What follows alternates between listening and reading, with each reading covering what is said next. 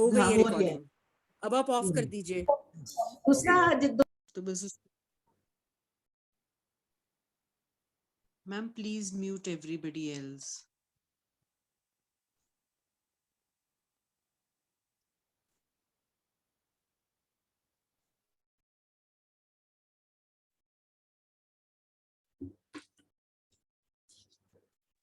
Namaskar, Salam, Sat Sri Akal, and welcome to you all from the platform of DIH Dreams Innovative Homeopaths. हम innovative क्यों हैं? क्योंकि हम we believe to embrace all.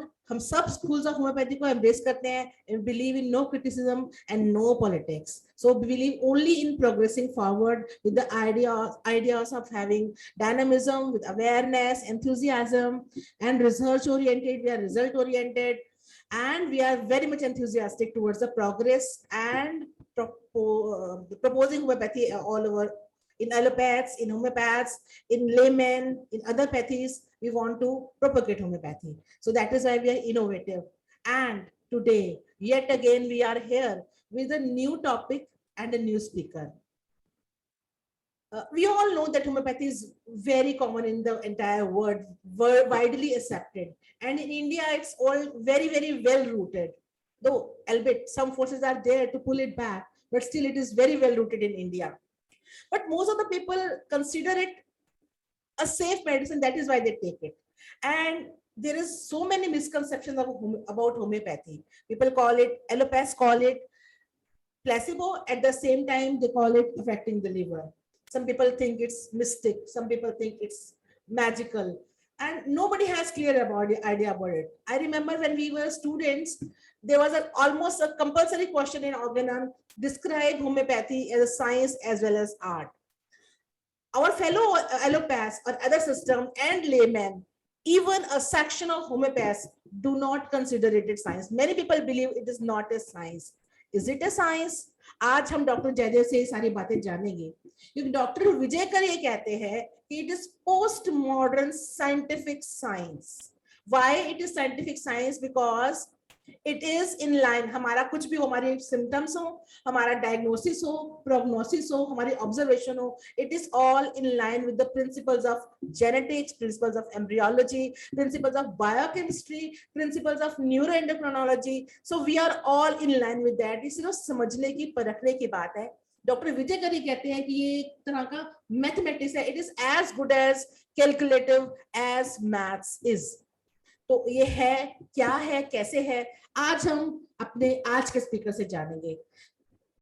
तो मैं, मगर उससे पहले कि हम अपने स्पीकर को इनवाइट करें, मैं डॉक्टर पारुल को इनवाइट करूंगी ये कह बताने के लिए कि आज हम किन लोगों को ऑनर करने जा रहे हैं कोविड के लिए. हमने कोविड वॉरियर को 26 कोरियर वॉरियर्स को हमने अवार्ड करने की सोची थी. अलग अलग टाइम पे हम हर महीने एक दो जनों को करते हैं. आज भी हम 3 डॉक्टर्स को, और तीनों खुशकिस्मती से होम्योपैथ्स हैं जिन्होंने बहुत काम किया है कोविड एरा में. तो डॉक्टर पारुल, आप प्लीज हमारे पहले अवार्डी को आप प्लीज इंट्रोड्यूस कीजिए. So I am unmute yourself Parul and please come. Good evening all. On behalf of DIH, I take the privilege to introduce our respected awardee, Dr. Rohit Bhandari, founder, the Homeo Healers, Homeopathy Worldwide, member, Delhi Board of Homeopathic System of Medicine, National Advisor, Homeopathic Medical Association, executive member, Anti-Corruption Foundation of India, Government of India, media advisor, Health, National Thoughts Channel, executive member, Delhi Laughter Club, inspection team, Anti-Quackery Cell. During COVID, he gave his full support and time to organize various camps, distribution of medicine, visits to old age home, providing food, medical aid, sanitization of the old age homes, celebrated Independence Day during COVID pandemic and kept the spirits high, organized blood donation camp. Welcome, Dr. Rohit Bhandari. Over to you, Anupam ma'am. Doctor Rohit Bhandari हमारे college में थे, हमारे साथ पढ़े थे, और हमारे साथ इन्होंने डॉक्टर्स कॉलेज में पढ़ाया भी. He has been lecturer with us for quite some time. और अभी जैसे डॉक्टर पारुल ने बताया कि बहुत सारे पोस्ट पे ये पोस्ट इनके पास है और बहुत सारा काम भी किया है. हमारी सैल्यूट है इनके लिए. इन्होंने इतना काम किया है कोविड के टाइम में, जब सब लोग अपने घर में बैठे थे. इन्होंने आगे बढ़ कर सबको दवाइयां दी हैं आगे. तो आज हम इनको डिजिटली ऑनर कर रहे हैं। अब डॉक्टर रोहित, अभी हम आपको खाली डिजिटली ऑनर कर रहे हैं। इन फ्यूचर आप चाहेंगे तो ऑफलाइन, तो फिजिकली मिलेंगे, तो ऑफलाइन में करेंगे तब, या चाहेंगे तो आपको कोरियर कर सकते हैं। Please accept this honour digitally today. Doctor Rohit, doctor Rohit,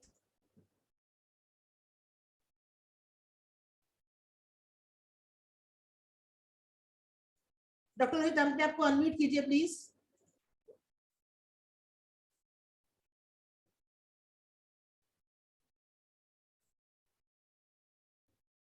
doctor Rohit,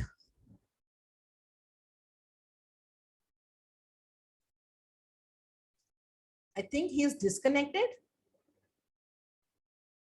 Hello. Hello, Dr. Rohit. Am I audible? Yes, yes, you are audible. आप प्लीज अपने कुछ अपना शेयर कीजिए अपना कोविड का एक्सपीरियंस। सबसे पहले तो मैं आपका DIH की पूरी टीम का बहुत बहुत शुक्रिया अदा करता हूं कि आपने मुझे यहाँ इनवाइट किया है। आप हमारे साथ बहुत you are senior in our college, और सबसे बड़ी बात तो ये है डॉक्टर जयदेव शर्मा जी आज यहाँ पर हैं। He was also my senior, और NHMC के ever topper in every year was doctor Jaidev Sharma. तो वो भी आज यहाँ हैं। तो आप सब लोगों से मिलके बहुत अच्छा लगा। और निर्मलजीत सिंह सर, हमारे गुरुजी, everyone is here, so I'm so happy that you have invited me and you are honoring this my blessing for me. Corona में एक्चुअली में हम लोगों ने 100 से ज्यादा कैंप्स लगाए थे, जिसमें हमने फ्री मेडिसिन डिस्ट्रीब्यूट की थी होम्योपैथी की, और वो इम्यूनिटी बूस्टर्स थे जिसको हमने वो मेडिसिन दी है। हमने 1 लाख से ज्यादा लोगों को मेडिसिन दिया था, और फॉर्चुनेटली जिसको भी वो मेडिसिन दिया उनको कोविड-19 इफेक्ट नहीं किया। और जो सेकंड फेव आई थी, सेकंड वेरिएंट आया था, दैट वाज वेरी डिजास्टरस। बहुत सारी डेथ्स हो गई उसमें। ऑक्सीजन की कमी हो गई, लोगों को सिलेंडर नहीं मिल रहे थे, हॉस्पिटल्स में जगह नहीं मिल रही थी। तो ऑब्वियसली हमारी जो होम्योपैथी है, that proved on that phase of Covid, that phase of this corona. हमने जिसको भी वो मेडिसिन दी हैं उनको ऑक्सीजन की, सिलेंडर की जरूरत नहीं पड़ी। उनका SpO2 लेवल जो है सीधा 70 से 90 क्रॉस कर जाता था, और उनको कोई सिलेंडर नहीं चाहिए और कोई हॉस्पिटल बेड्स की जरूरत नहीं पड़ी। उसके अलावा तो आपको मालूम है कि हमने ओल्ड एज होम्स में जाके सब जगह पे जाके हमने पुलिस स्टेशंस में सब जगह पे सैनिटाइजेशन प्रोग्राम भी किए थे, फ्री सैनिटाइजेशन उनकी की। ब्लड डोनेशन कैंप्स लगाए क्योंकि ब्लड की बहुत ज्यादा जरूरत थी उस टाइम पे। So the everything was free of cost.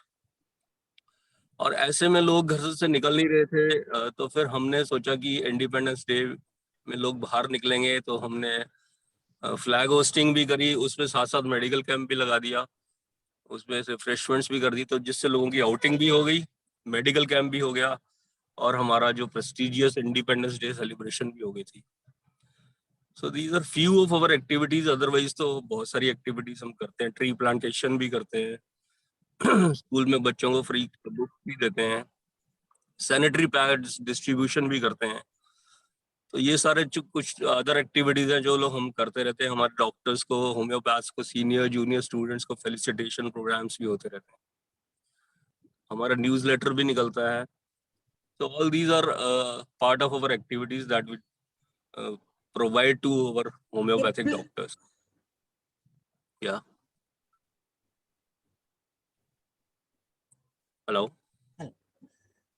I was trying to play the video of Vidhan Sabha, Moti Nagar Vidhan Sabha, but वो कुछ डिस्टर्बेंस हो गई, हो नहीं पाया। मैं आपका वीडियो दिखाना चाह रही थी जहाँ पे आपने बहुत काम किया है, पर वो नहीं हो पाया।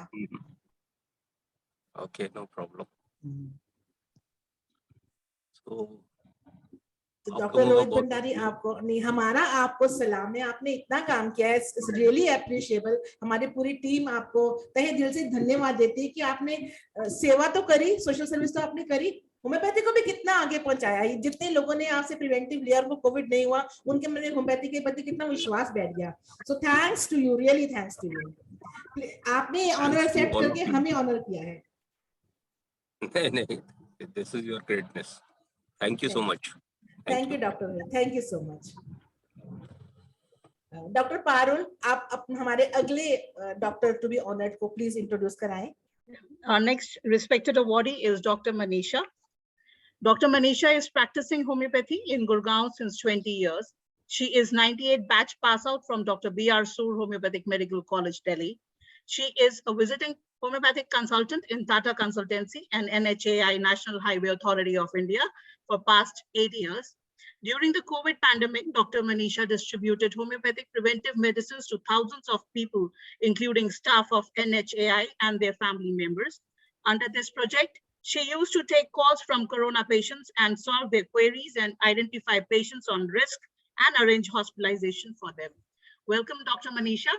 Over to you, Dr. Anupam ma'am. Doctor Manisha, आपने भी बहुत काम किया है. थाउजेंड्स ऑफ पीपल को आपने दवाइयां दी हैं, प्रिवेंटिव दी हैं, और जैसा कि आपने बताया कि जितने लोगों को आपने दवाई दी उतने लोगों को कोरोना नहीं हुआ. तो हम आपको ऑनर करते हैं अपनी ओर से. This is an honour for you, presented to you digitally at the moment. Please accept this and share your experience.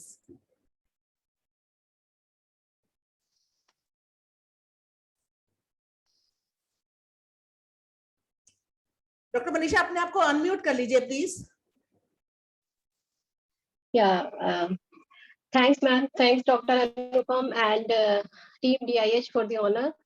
And here on this platform, I would like to share few of my interesting experience during Corona time. The first was with the Corona preventive. I distributed this preventive medicines both in first and second wave to thousands of people there in NHI, including my clinic also, and to the NHI staff and their family members. And फिर उसका first wave में तो I was more interested for that thing. तो मैंने वहाँ पे higher authority से बकायदा परमिशन ली on paper, because that's a government office, काफी हायर उस पे है. तो मुझे रिटर्न में उन्होंने परमिशन दिया and I distributed to around 1500 2,500 लोगों को, इंक्लूडिंग देयर फैमिली मेंबर्स. तो results were really good, because मेरे को ट्रैक रखना इजी था एंड मैं time to time follow up भी करती रहती थी. बिकॉज कोई भी अगर सीवियर कोई केस होता है या हॉस्पिटलाइज केस होता है तो वहाँ मेडिकल डिपार्टमेंट में ही आता है बिलिंग के लिए, जहाँ पे डॉक्टर्स को क्लियर करना होता है. तो कोई भी मतलब लकीली कोई ऐसा केस नहीं हुआ कि किसी को कोई सीवियर कोई प्रॉब्लम हुई हो या कोई हॉस्पिटलाइज हुआ हो. यहाँ तक कि किसी को माइनर सिम्टम्स भी आए तो उनका जो है टेस्ट पॉजिटिव नहीं आया.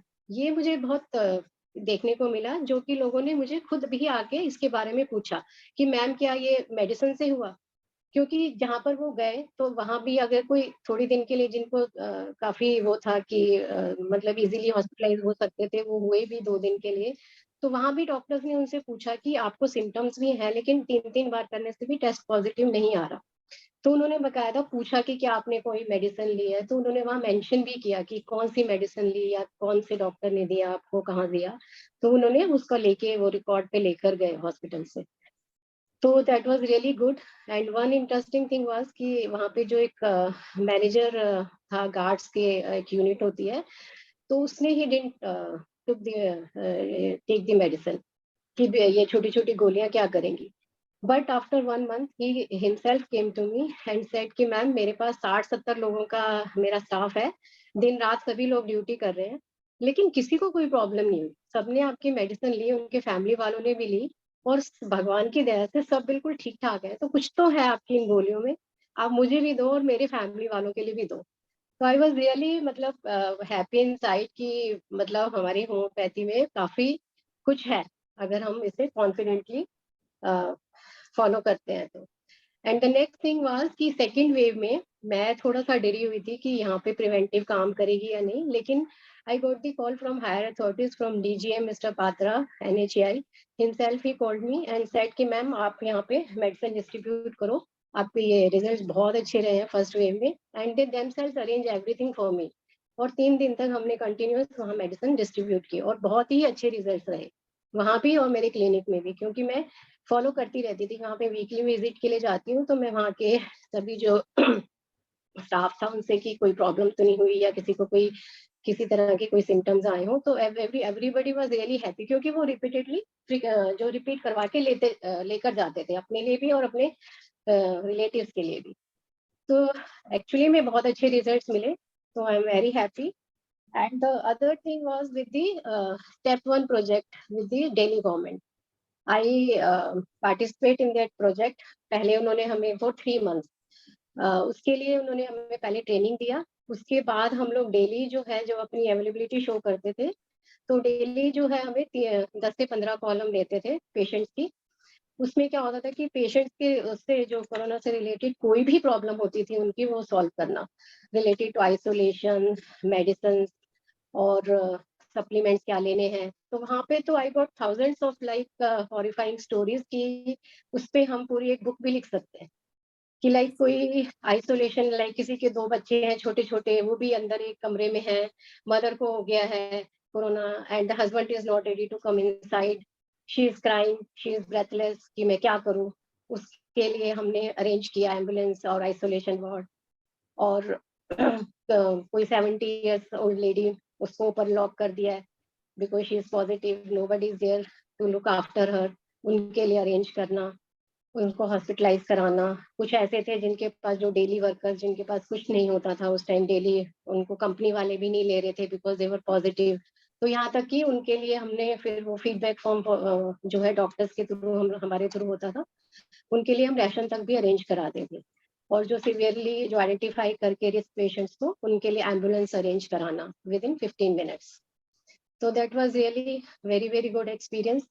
लेकिन अभी याद आती हैं वो चीजें तो बहुत डर सा भी लगता है। एनीवे वो टाइम भी निकल गया। और सो आई एम ग्रेटफुल डॉक्टर अनुपम कि मुझे यहाँ पे इस प्लेटफॉर्म पे मेरे एक्सपीरियंसेस शेयर करने का मौका मिला। Thank you, thanks once again. Thank you doctor Manisha. अब दोनों हमारे जो जिन डॉक्टर्स को हमने ऑनर किया, दोनों ने कहा फॉर्चुनेटली और लकीली हमारी दवाएं देने से किसी को कोरोना नहीं हुआ। But I don't think it's just luck और just a fortune. I think it's scientific that our medicine work, और जितने लोगों ने लिया उनको नहीं हुआ। I have similar experience, but वो कहानी फिर कभी। तो अभी फॉर द टाइम बीइंग मैं डॉक्टर मनीषा आपको, ये is it visible on the screen जो डॉक्टर मनीषा का हम दे रहे हैं सर्टिफिकेट, इज इट विजिबल?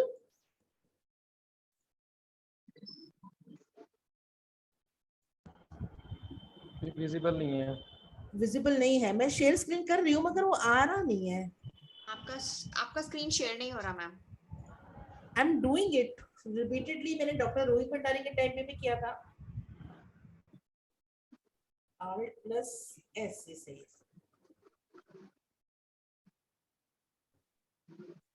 अभी हो रहा है? नहीं मैम, अभी विजिबल नहीं।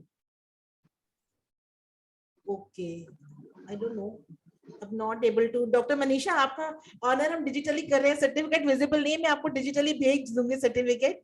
आई एम ट्राइंग कि कैसे। No problem, thanks ma'am, no problem, any time. ठीक है। ये मेरे को तो दिख रहा है पर सामने शेयर नहीं हो पा रहा डिजिटली।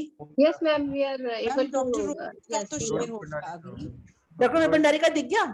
हाँ जी। Yes yes ma'am. ओके, तो फिर डॉक्टर का भी दिख जाएगा।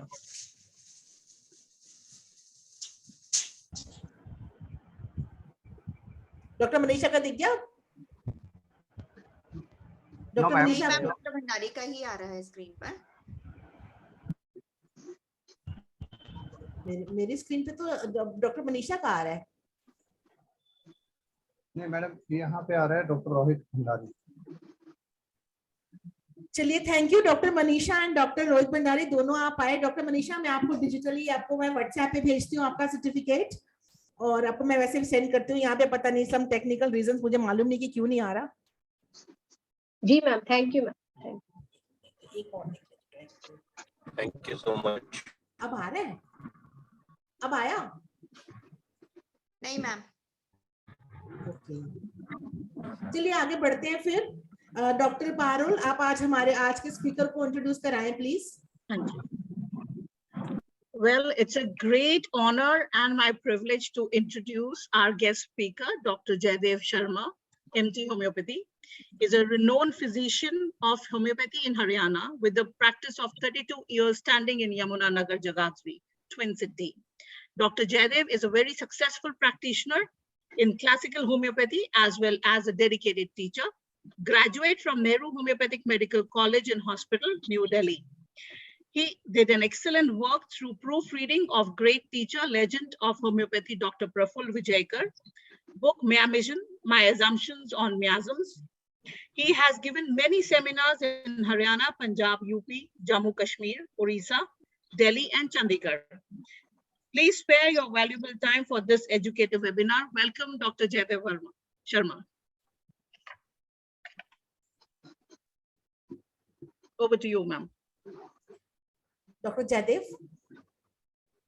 Hello. हाँ जी, हाँ जी. Good evening to you all. Good evening, Good evening, Dr. sir. Jaidev. Good evening. Thanks a lot to Dr. Anupam, the whole DIH team for giving me this opportunity to share a few I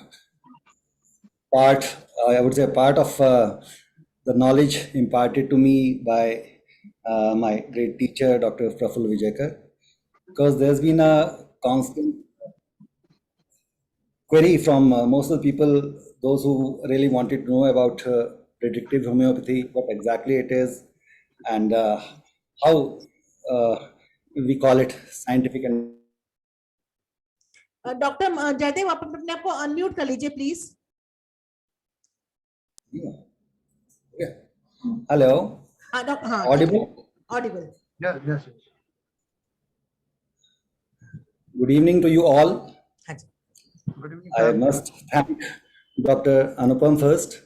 ये And the सारा whole हो गया, DIH सिर्फ last line में सिर्फ आपको मैंने सबको म्यूट करना था क्योंकि कहीं डिस्टर्बेंस आ रही थी, सारा हो गया था. Right. So I straight away go to my presentation, my sharing to all of you with this particular presentation upon going scientific with the predictive homeopathy. And I think I should start with the slides and share the screen. Huh? Right.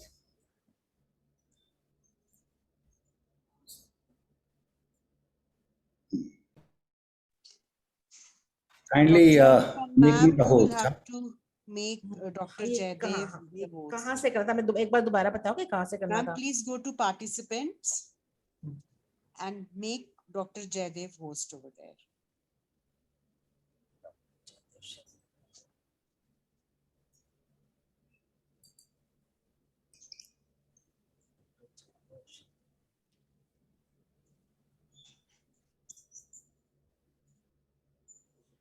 Doctor Jaidev आप host हो गए हैं.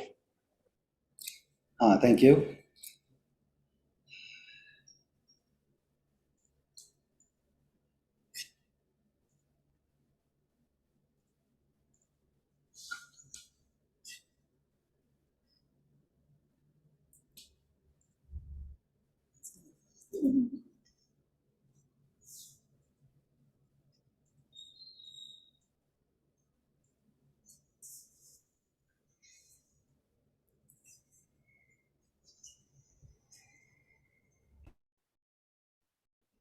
आप mute हैं.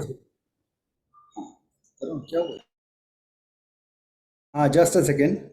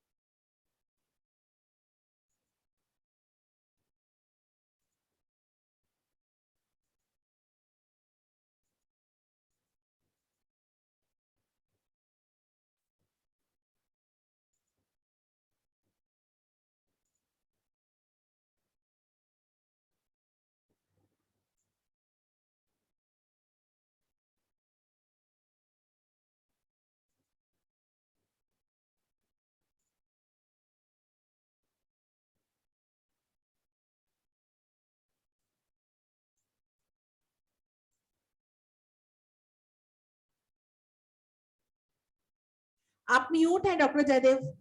Doctor साहब आप mute हैं. हाँ, there is a problem with Zoom, I think. Sharing में अभी हो नहीं रही, 1 मिनट. हाँ.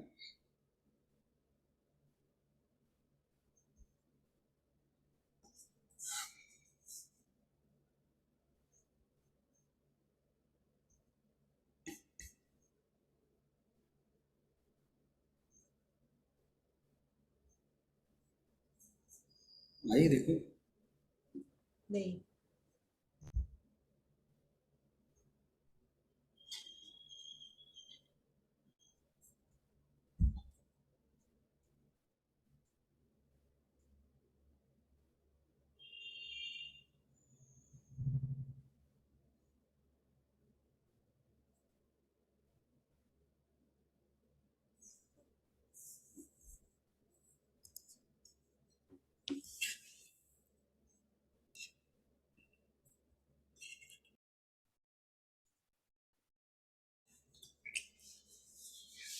इसमें क्या प्रॉब्लम है? हेलो. हेलो, स्क्रीन नहीं दिख रही है अभी. Rejoin, I have rejoined it, है ना. और जिससे अभी मैंने ज्वाइन किया ना, उसको होस्ट बनाना पड़ेगा 1 मिनट के लिए. वो आप ही बना सकते हो. अब होस्ट आप हो ना, आप ही बनाओगे. अच्छा.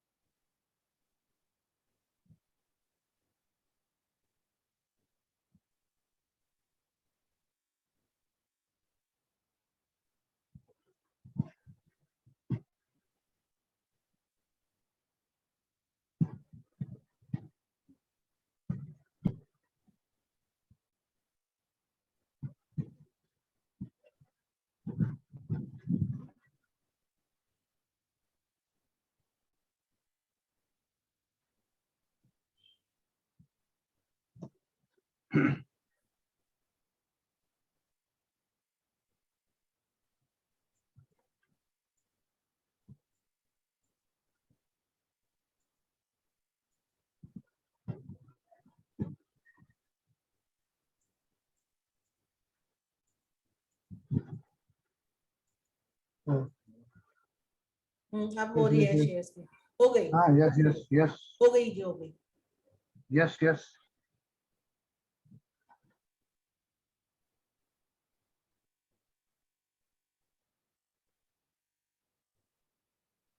अब आप अपने को अनम्यूट कर लीजिए. आपकी स्क्रीन शेयर हो हाँ रही जी. है. यस.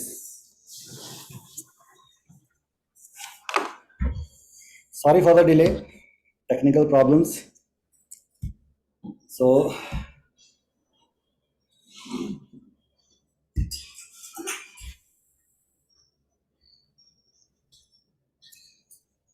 welcome you all. सबका स्वागत है. First of all, I must pay tributes to the master, Dr. Samuel Hahnemann, because without him and his discoveries of homeopathy, we wouldn't have achieved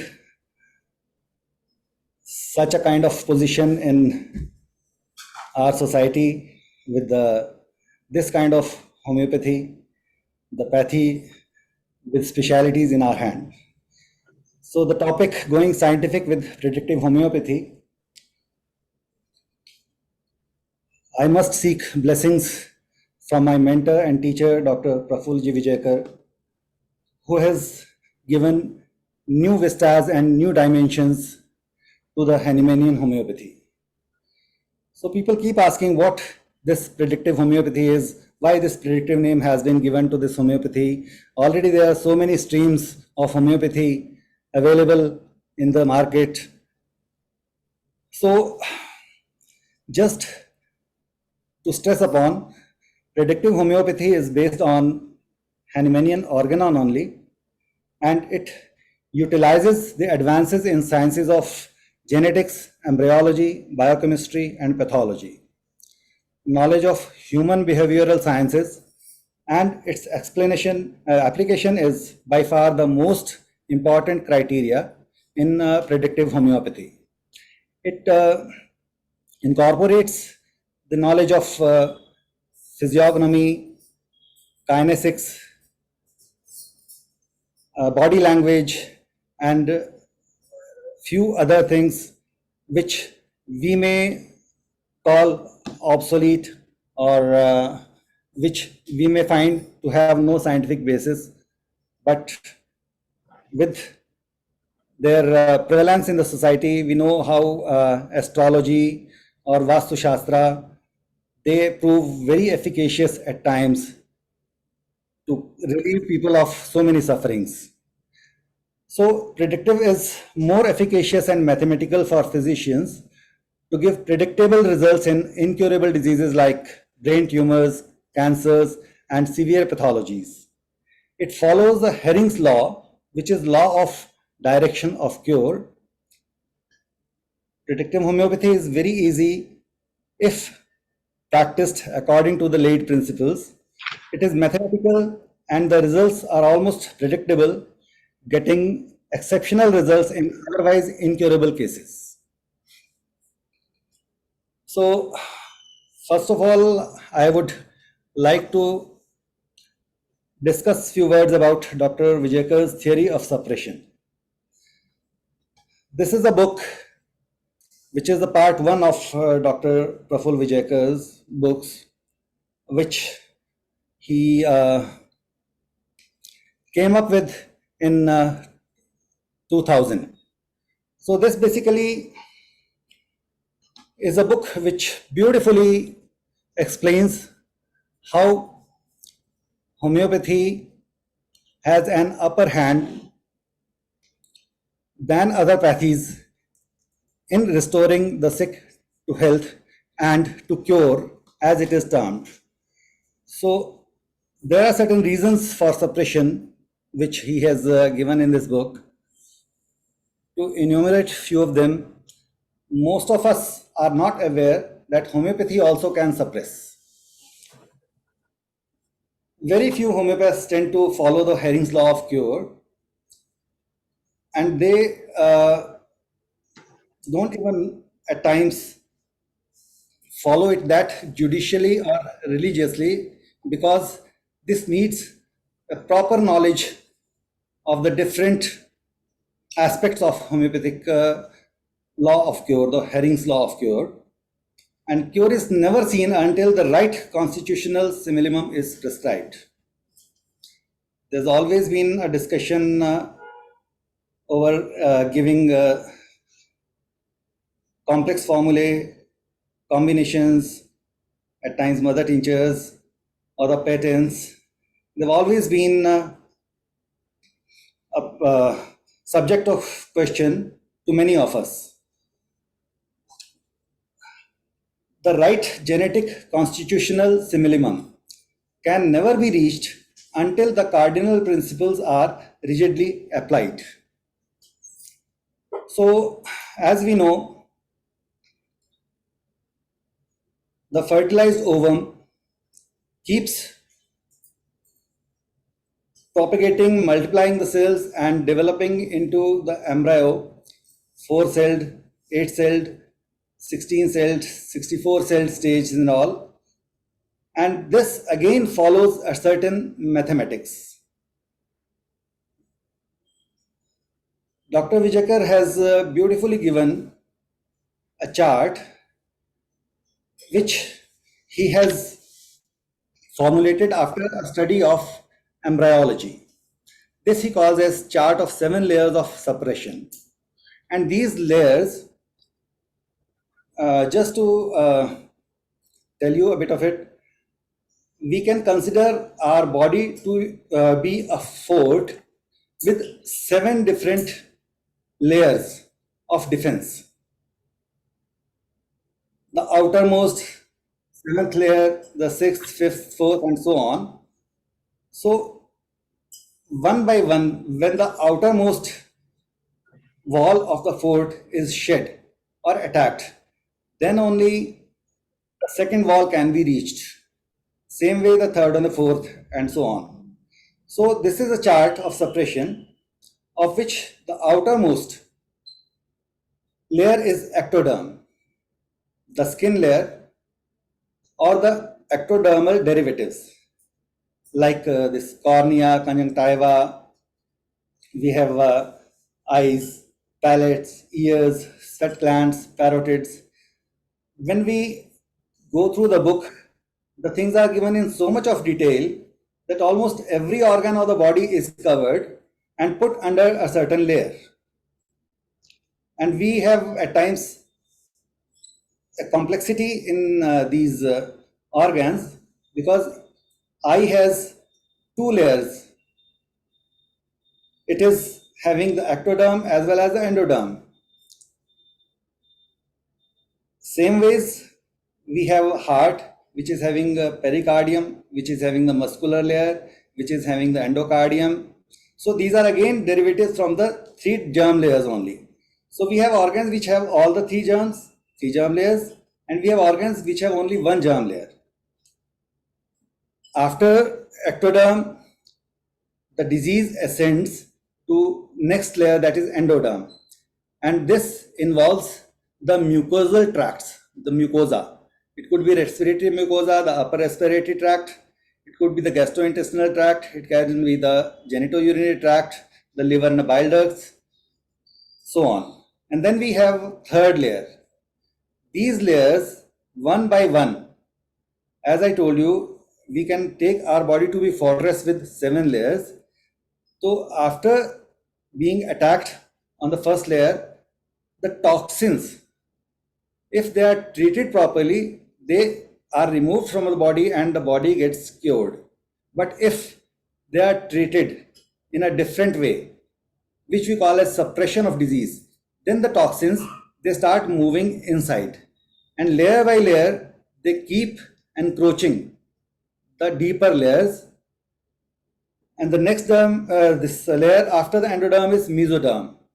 And this mesoderm is divided into 2 layers. One is the connective tissue part of the mesoderm, and the other is the organs of mesoderm. This connective tissue of the mesoderm is again divided into 3 parts, which you know as sclerotome, myotome, and dermatome. The dermatome is the dermis part. Myotome is the muscles part. Muscles are derived from it, and same ways we have sclerotome where we have bones developing from it. The cartilage part, the bone part, bony part, this all develops from the sclerotome. Then we have the organs of mesoderm, where we have the cardiovascular organs, that is the heart, then arteries, veins, and then we have kidneys, the excretory system, then we have lungs, we have the blood and the lymphoid tissue. So the diseases falling under these, related to these organs, they fall under the 4th layer, that is the organs of mesoderm. Going deeper, we have those endocrine organs, where we have all those endocrinal organs like pancreas, thyroid, pituitary, adenoids, and the genital organs like testes and ovaries. After this endocrine, we have a deeper layer which we have as nervous system. We have 2 parts, the central nervous system and the peripheral nervous system. So we have sympathetic and parasympathetic nervous system in that, and this particular system is again derived from ectodermal part, which we call as neuroectoderm. So this is very important and very interesting, that at times when we treat something, like say in an old age, if we treat diarrhea in an old age patient, then the toxins at times after suppression of diarrhea, they move to brain. There are 2 parts in the body where this endoderm is in direct connection with neuroectoderm. One is the cloaca or the cloacal aperture, and another is the palate, soft palate. So as we know in measles, they are first to appear on the mucosa, oral mucosa, as Koplik spots. And if measles are treated in a manner where it gets suppressed, then the toxins straight away move to brain, and we have the complication known as SSPE, that is subacute sclerosing panencephalitis. Same ways, when the diarrhea gets suppressed, the toxins move from cloaca to straight away to neuroectoderms, toxins to the brain, and the person goes into a stuporous condition or a delirious condition. So these two practically seen events, they conform to this, that this particular suppression leads to such kind and in such a manner and follows this chart only.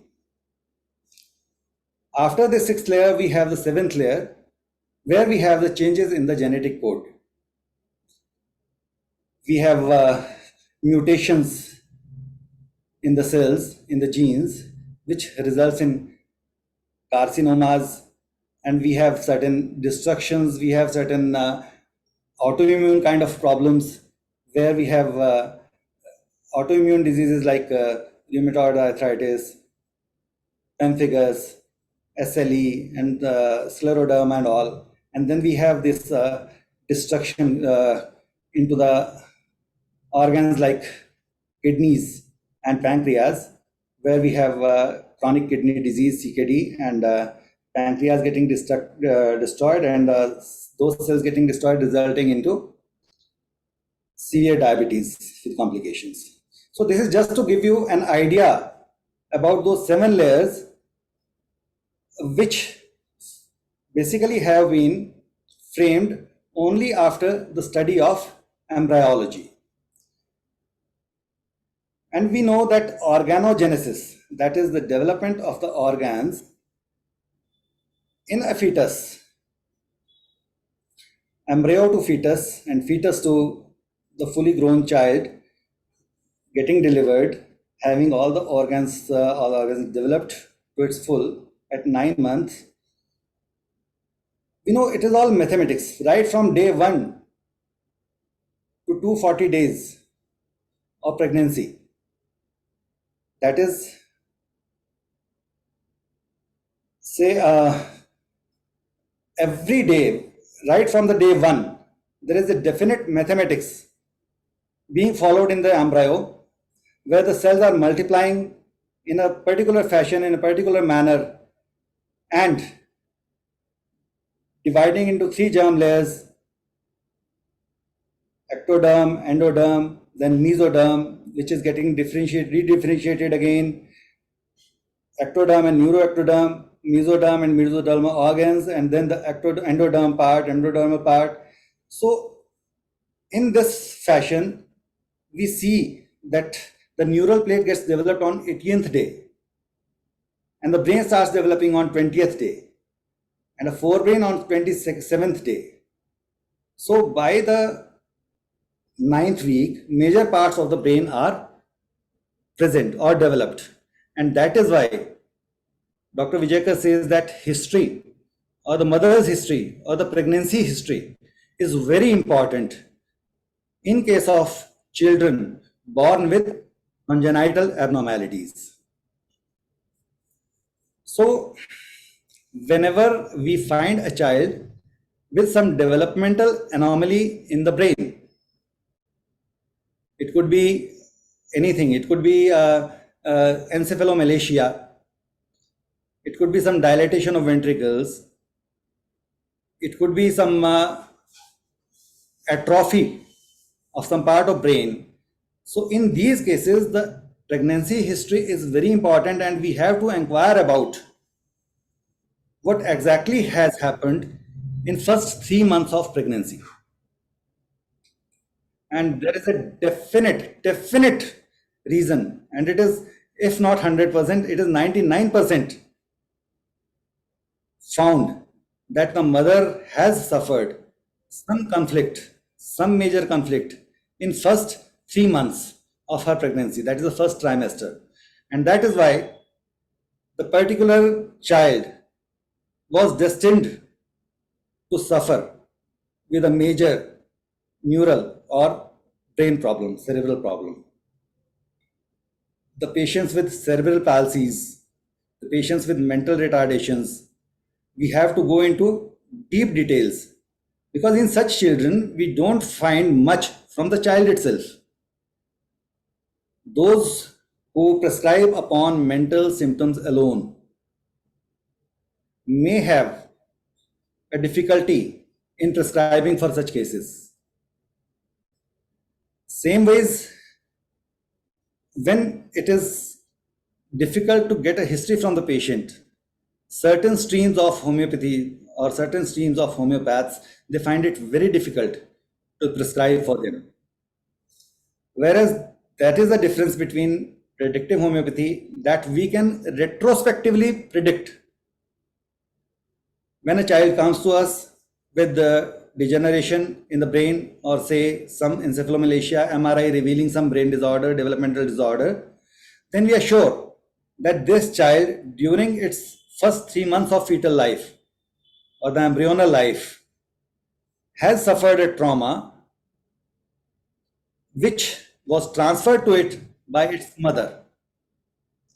Different emotions experienced by the mother in the first trimester, or so to say in the whole pregnancy, results in different kinds of diseases. Anger will give rise to different kind of diseases. Suppressed anger will give rise to another different set of diseases. Shock will give rise to a different set of diseases, and grief will give rise to different kind of diseases. These details I will not be touching right now, because that will be a bit too advanced for many of us. So again, just going to further development, we have heart beating on 22nd day, thyroid starting developing on 20th day, eye taking its shape on 23rd day, lens pits, optic cups on 30th day only, nasal pits start appearing on 30th day, and nostrils they separate in 10th week. This is all calculated, this is all mathematical, this is all scientific. No one can deny it. Then we have the limb development. We have upper limb buds coming up on 26th day of embryonal life. Then we have finger differentiations on 8th week. Lower limb buds starts appearing on 32nd day, and toes start differentiating upon 9th week. Bones start hardening on 7th week. External genitalia, they start developing on 8th week, and genital tubercles, urethral groove, anus and all, they all start forming during 8th to 9th week. We have phallus, urogenital fold, labiosrotal folds, perineum, they all develop on 9th week.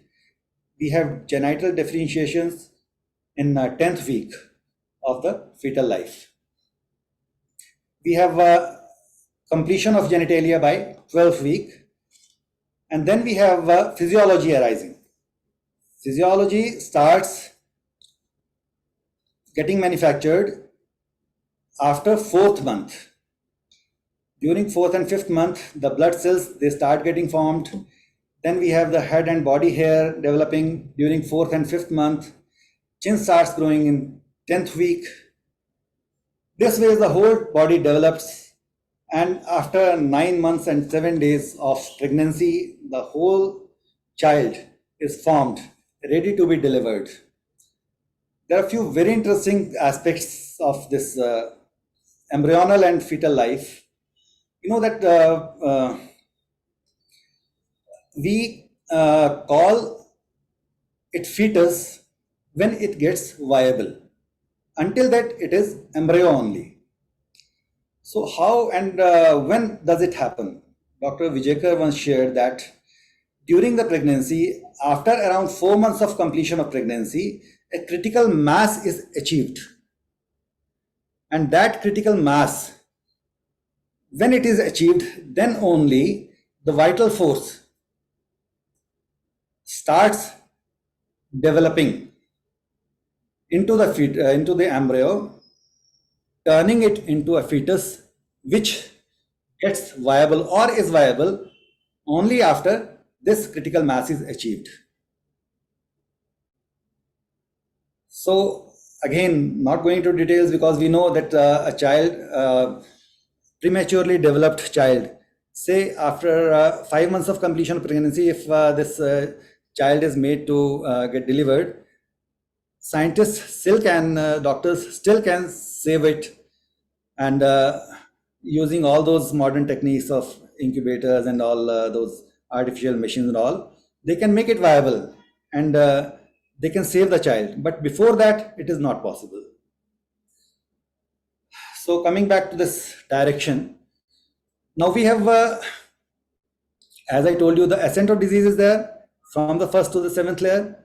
When we apply our homeopathic medicines in the form of administration orally or parenternally, certain changes they start occurring in the body or the suffering body. And the changes, they follow a definite direction, which is again mathematical. And this direction has been termed as direction of cure.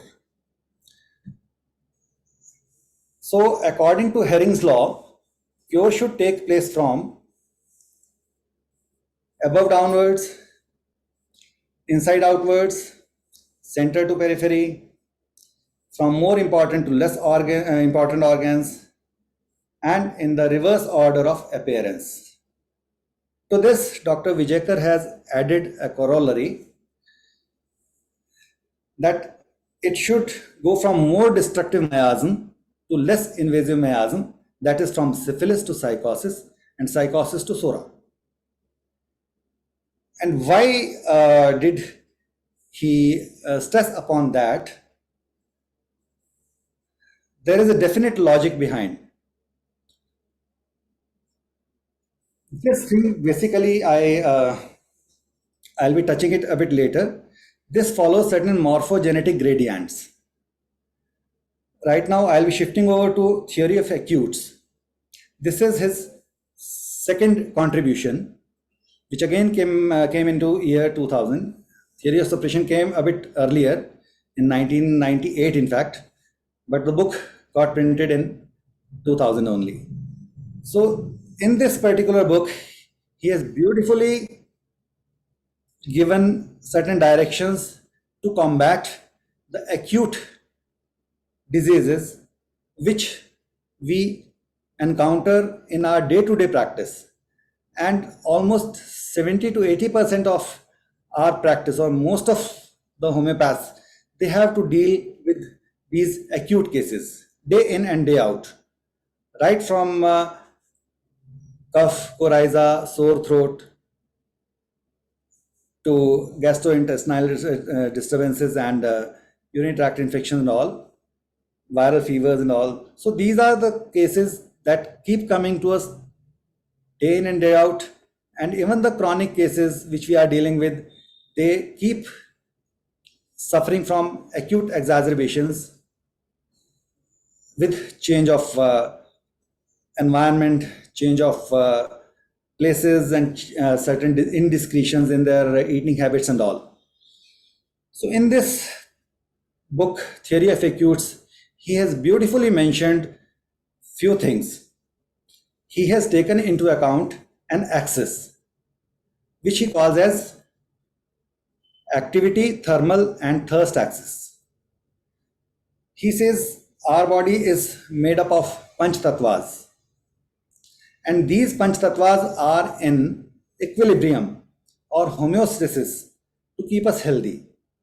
And whenever any of these tattvas gets disturbed, we have some changes in our immunity and we fall sick.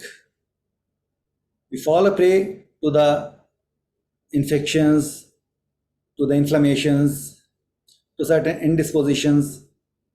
So this particular thing was, it was enunciated by him that these panch tattvas, when they get disturbed, they give rise to certain indispositions and diseases, which he said can be beautifully combated and treated with a single similar homeopathic medicine dose with probably inevitable or infrequent repetitions. So he has given a chart which we call as chart of acutes, where he has just given the guidelines, and the most commonly used polycrests, or around say 100 medicines, have been incorporated in this chart, and every medicine has been individually differentiated from the others. There are certain groups he has made, and whenever a person comes to us with an acute problem, we just have to judge what is the change in the activity. Whether it is he is seemingly dull, or he is seemingly restless, or there is not much change in his activities. So this chart has helped us a lot. We've been following this for last say around 20 years only, and found it to be very useful in even serious acute problems as well. All we have to do is to just know a bit more about these medicines, homeopathic medicines, to know certain essential features about them, and to be able to differentiate one from the other, similar ones. So you can just go through this chart, which is available on the net as well, and in the book as well. And this chart you should try to just read again and again, and even I have kept it on my table, and every time we look upon it, we find something different, something new at times. This chart has helped us understand the materia medica in a different manner. We've been studying from Allen's keynotes, from Dubé, from Kent, from Borick, but no one has given an acute picture of the medicines separately. But from this chart, a materia medica of acute diseases, therapeutics for acute diseases, has been framed by Dr. Vijayakar. Again, I will not go into detail of this chart because this needs a full one-day lecture. I would again request you all to go through the book whenever you find time. Just have a reading, and then you will feel like having a rereading of this, and then you will be able to appreciate the contents this book contains. After this acute theory of acutes that was given by him, he was simultaneously coming upon with a book on miasms.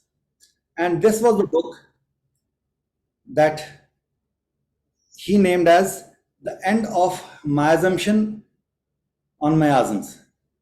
Basically, he said, my assumptions, his assumptions upon miasms, he tried to put the things in nutshell in this particular book, and he has beautifully explained the miasms, the three basic miasms, the sora, the syphilis, and psychosis, which he says I have taken from nowhere else but the organon itself. And he says, you go through the aphorism 74, where Dr. Hahnemann has given indications that there are three basic defense processes in our body, in our cell, and those defense processes he named as miasms. It was up to him. He named these miasms as this, and people, they started objecting that why these three miasms only, why not some other miasms only, why can't we have 5 miasms, 8 miasms, 10 miasms, and so on. But he said that basically there are only 3 miasms, because there are only 3 processes. Even with life, there are only 3 processes. We have the generator, we have the organizer, and we have the destroyer. This is called God, generator, operator, and destroyer. That is God. He used to corroborate it with Brahma, Vishnu, and Mahesh. This generator, Brahma, the organizer, Vishnu, and the destroyer, Shiva. So he said there could be three processes only, and that is why there could be three miasms only. There can be combinations, permutation combinations of these three miasms, but basic miasms will be remaining three only. And this he took from organon of medicine, which is our Gita, our Bible, our Quran. In this 74th aphorism, I must read these 4 lines.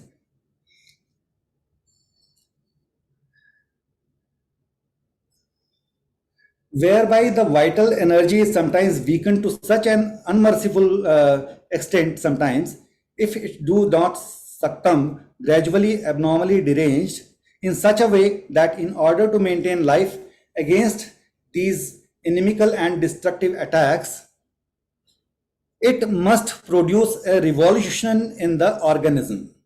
This is very important.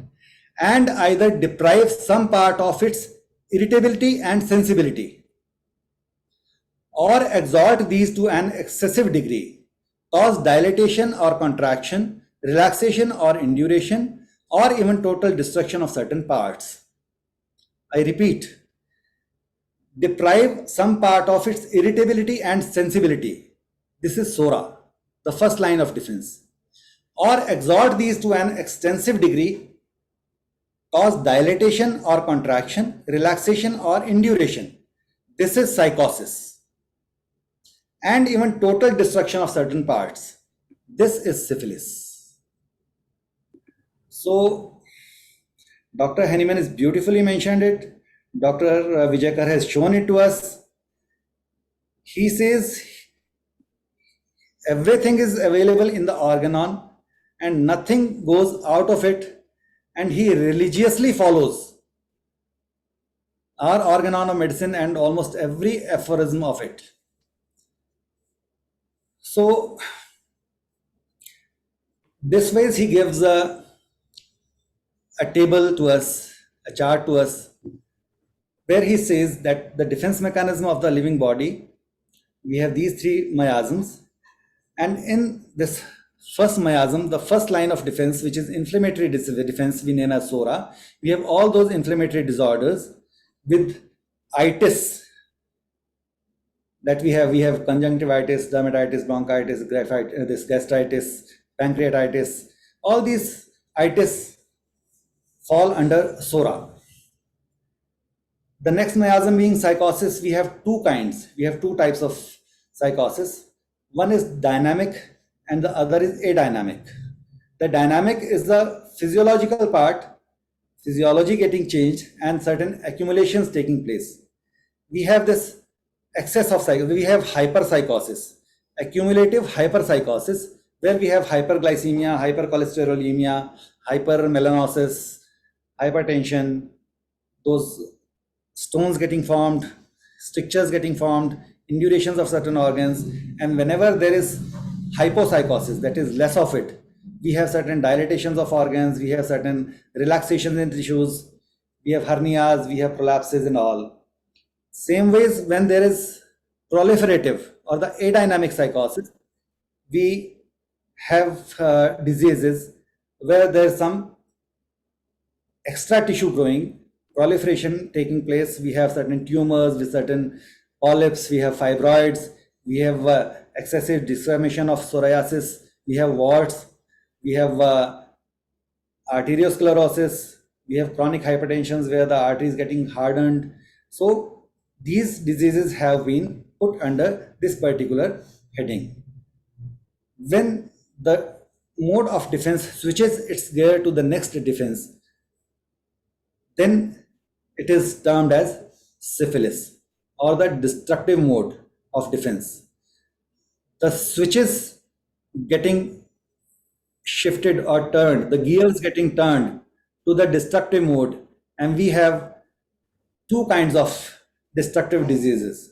One is slowly progressive, destroying the economy. Another is fast growing, leading or making the patient land into emergencies. So in those slow kind of syphilitic diseases, we have autoimmune diseases, where the person has a gun pointed towards itself. The body recognizes its own tissues as its enemies and starts a war against it. And that destruction basically slowly leads the person to disabilities and finally to crippling him to death. And we have these diseases as examples with rheumatoid arthritis, Hashimoto's thyroiditis, Alzheimer's disease, multiple sclerosis, Parkinsonism, chronic leukemia, chronic renal failures. We have pemphigus vulgaris, I told you, as we have scleroderma. Such diseases, they have autoimmune basis behind them. And these are the ones which are real challenges for us. And that is the beauty of homeopathy, that we have a different set of medicines for these autoimmune diseases, which have been found very useful and frequently used in all those autoimmune cases coming to us. Then we have another division of the syphilis, which is the fast syphilis, which is very, which has a great speed or good speed, and diseases like epilepsy, like myocardial infarction, like brain infarcts, like anaphylactic shocks, acute meningitis, acute leukemias, acute renal failures, they all fall under this particular category. We have different set of medicines for different categories as well. We know fast medicines, fast syphilitic medicines, we have a different group like mercurius, arsenicum, carcinosin. Whereas slow growing autoimmune diseases, we have aurums, we have ferrums, we have cyclamen, like certain very good plant remedies. Whereas these dynamic, accumulative and adynamic proliferative disorders, we have a different group of medicines, different sets of medicines. You know, minerals, they have a tendency to have those accumulative or proliferative disorders. And again, there is a definite logic behind that, definite science behind that, definite mathematics behind that even.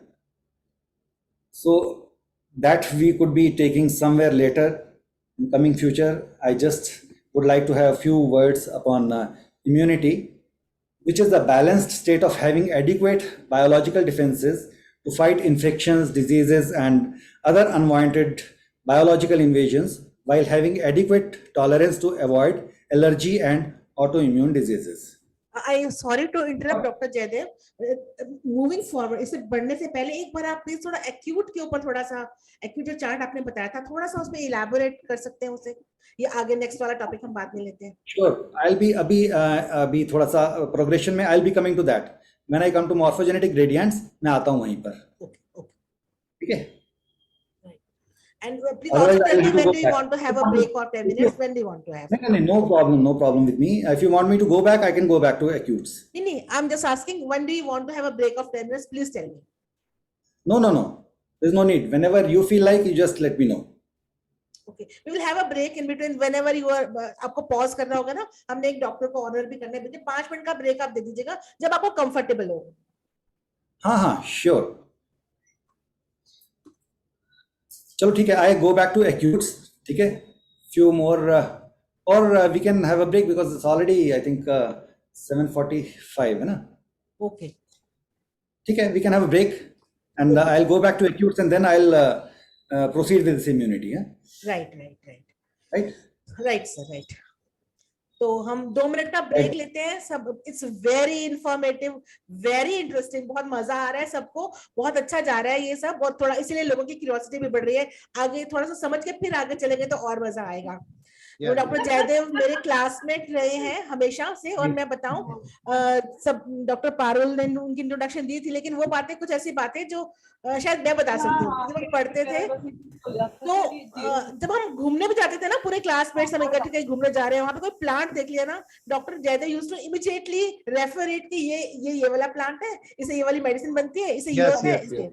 Doctor Jaydev उस समय भी ये सारी बातें बताया करते थे, और ये बहुत कम लोग को पता। हाँ, और डॉक्टर जयदेव ने एक, मुझे पता नहीं, आई डोंट रिमेम्बर इसने बोला है कि नहीं, जयदेव ने हॉस्पिटल भी खोला था। ये सारे ही केसेस में हमेशा प्रोएक्टिवली इन्वॉल्व रहते थे, हर चीज सीखने, माइनर सर्जरी से लेकर और डिफिकल्ट केसेस की हैंडलिंग, और यू नो डायबिटिक गैंग्रीन को कैसे हैंडल करना है, और जो मैलिग्नेंसी में ब्लीडिंग्स हो रही है उनको कैसे हैंडल करना है। डॉक्टर जयदेव बहुत एक्टिवली इसमें प्रोएक्टिवली इन्वॉल्व रहते थे। I remember that, and he had a hospital also, 4-bedded hospital, I think, Jaidev, है ना doctor? Yes, I think it was the OPD first only. private, OPD, but it was a hospital, 4-bedded hospital in his clinic. That is just wonderful. मतलब हम जब सोचते ही थे ना कि ऐसा हो सकता है क्या, he had opened a clinic. He opened a hospital, 4-bedded hospital in his clinic. Personally, government hospitals तो हैं होम्योपैथी के, but personally, I think it would be first in its kind. तो डॉक्टर जयदेव के बाद हम डॉक्टर पारुल को मैं invite करूंगी हमारे next doctor to be honour को इनवाइट को बताने के लिए। Doctor Parul. Good evening again. On behalf of DIH team, I take a privilege to introduce Dr. D.C. Prajapati. He distributed free homeopathic community medicines to more than 3 lakh people of Delhi by risking their lives in such dire situation in face of severe crisis of COVID coronavirus. Apart from the public, these services are provided free of cost to Lok Sabha personnel in Delhi jails, in government and semi-government offices, police stations, fire brigade personnel, paramilitary forces, in schools, in cantonment zones, medical, paramedical staff personnel. Dr. Prajapati used to prepare medicines at night and distributed it from place to place during the day.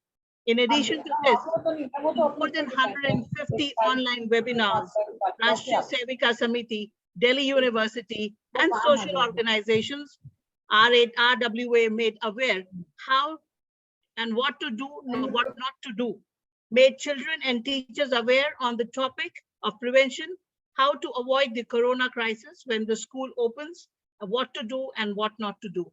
Welcome, Dr. D.C. Prajapati. Over to you, Dr. Anupam ma'am. हाँ, hello doctor Prajapati, आप please सामने आएंगे। Can you see doctor Jaidev, थोड़ी देर के लिए अपनी screen आप हटा दीजिए। डॉक्टर प्रजापति,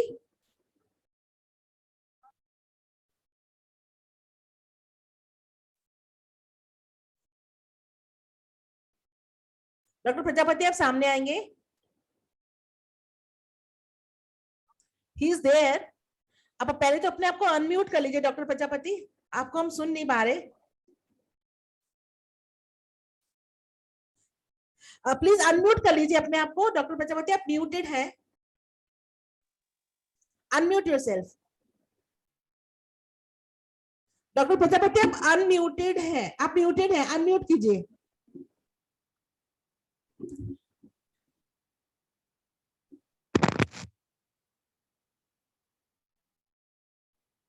शुभकामनाएं, बहुत बहुत धन्यवाद। क्या मुझे सुन पा रहे हैं आप? हाँ जी, आप सुन पा रहे हैं। हाँ जी, देखिए, बहुत अच्छा सुंदर प्रस्तुतिकरण डॉक्टर जयदेव जी ने किया।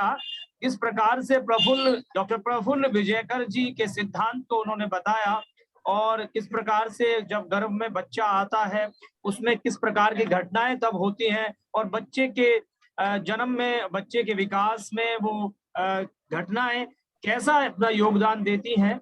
यह है बहुत सुंदर। मैं जब तक जितना मैंने सुना उतना मैं बता पा रहा हूँ। बहुत सुंदर प्रस्तुति रही, और इस प्रकार के कार्यक्रम करने का श्रेय डॉक्टर अनुपम सेठी आप ही को जाता है। और बहुत अच्छे अच्छे कार्यक्रम मैंने आपके देखे हैं, सुने हैं, जितने भी समय में रहे हैं, तो बड़ा सुंदर रहा है। और मैं अपने इस समय में सभी लोगों से ये कहना चाहूंगा, जितने भी लोग जुड़े हुए हैं, मैं भी एक कार्यक्रम से लौटा हूँ, वहाँ पे भी ऑनर था। डॉक्टर प्रफुल्ल विजयकर के सिद्धांत को मानने वाले, डॉक्टर बनर्जी के सिद्धांत को मानने वाले, क्लासिकल सिद्धांत को मानने वाले, शिफ्टिंग को सिद्धांत को मानने वाले उस समय पर एक हो जाएं जब होम्योपैथी पर कोई अटैक करता है। हम सब एक ही हैं, अलग अलग नहीं है। पिछले कुछ समय से हमने देखा है कि बहुत सारे ऐसे लोग, चाहे वो फार्मा से जुड़े हुए लोग हों, चाहे वो दूसरी पैथियों से जुड़े हुए लोग हों, होम्योपैथी पर अटैक करते हैं। तो मैं क्लासिकल करता हूं, इसलिए मैं इस विषय पर कुछ नहीं कहूंगा। मैं प्रफुल्ल विजयकर के सिद्धांत को मानने वाला हूं, मैं इसमें कुछ नहीं करूंगा। किंतु आपने देखा होगा कि IM और DM में जो अन्य ऑर्गेनाइजेशन है वो ऐसे समय पर एक हो जाती हैं जब उनकी पैथी पर कोई अटैक करता है। मैं उदाहरण देना चाहूंगा, टाइम्स ऑफ इंडिया ने 2019 में होम्योपैथिक को क्वैक कहा था, इंक्लूड आयुष पैथी को। उसको देखते हुए मैं कोर्ट में गया और कोर्ट में जाने के बाद मैंने बहुत सारे ऐसे उदाहरण दिए। पिछले उसके टाइम्स ऑफ इंडिया के वकील ने उदाहरण दिया कि ऑस्ट्रेलिया की एक लड़की को एलर्जी की दवाई देते हुए होम्योपैथी के से मरी। उसका सारा जवाब देते हुए हमने ये सिद्ध किया कि यह होम्योपैथिक की दवाई संपूर्णतः सुरक्षित व सफलतापूर्वक इलाज वाली दवाई है।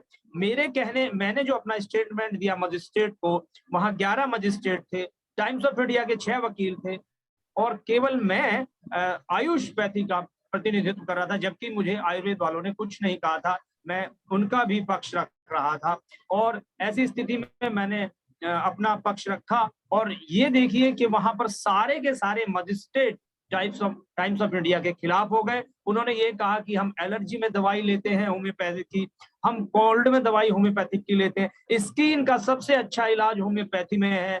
और हार कर टाइम्स ऑफ इंडिया के 6 वकीलों ने वहां पर लिखित में माफी मांगी और अगले अंक में टाइम्स ऑफ इंडिया ने होम्योपैथिक को कहा कि वह भी एक अच्छी पैथी है, उसने सुधारते हुए। अभी पीछे एक नेशनल इंश्योरेंस कंपनी ने होम्योपैथी को आयुष पैरामेडिक्स कहा कि ये पैरामेडिक्स के अंतर्गत आते हैं, उसमें भी हमने संज्ञान लिया। तो ऐसी स्थिति में मैं ये कहना चाहूंगा कि हम सब एक रहें। कहीं ना कहीं ऐसे आप हो सकता है मुझे कुछ बातें ना पता हो, आपको पता हो। अब पिछले दिनों मुझे बहुत सारे डॉक्टर V.K. गुप्ता हैं, डॉक्टर अनिल जी हैं, उन्होंने मुझे बहुत सारे डॉक्यूमेंट्स दिए, उन्होंने भेजे मेल के जरिए, जिनसे हमारी विजय हुई और बहुत सारी ऐसी बातें हमें बताई जिससे हम सफलतापूर्वक अपनी बातों को रख पाए।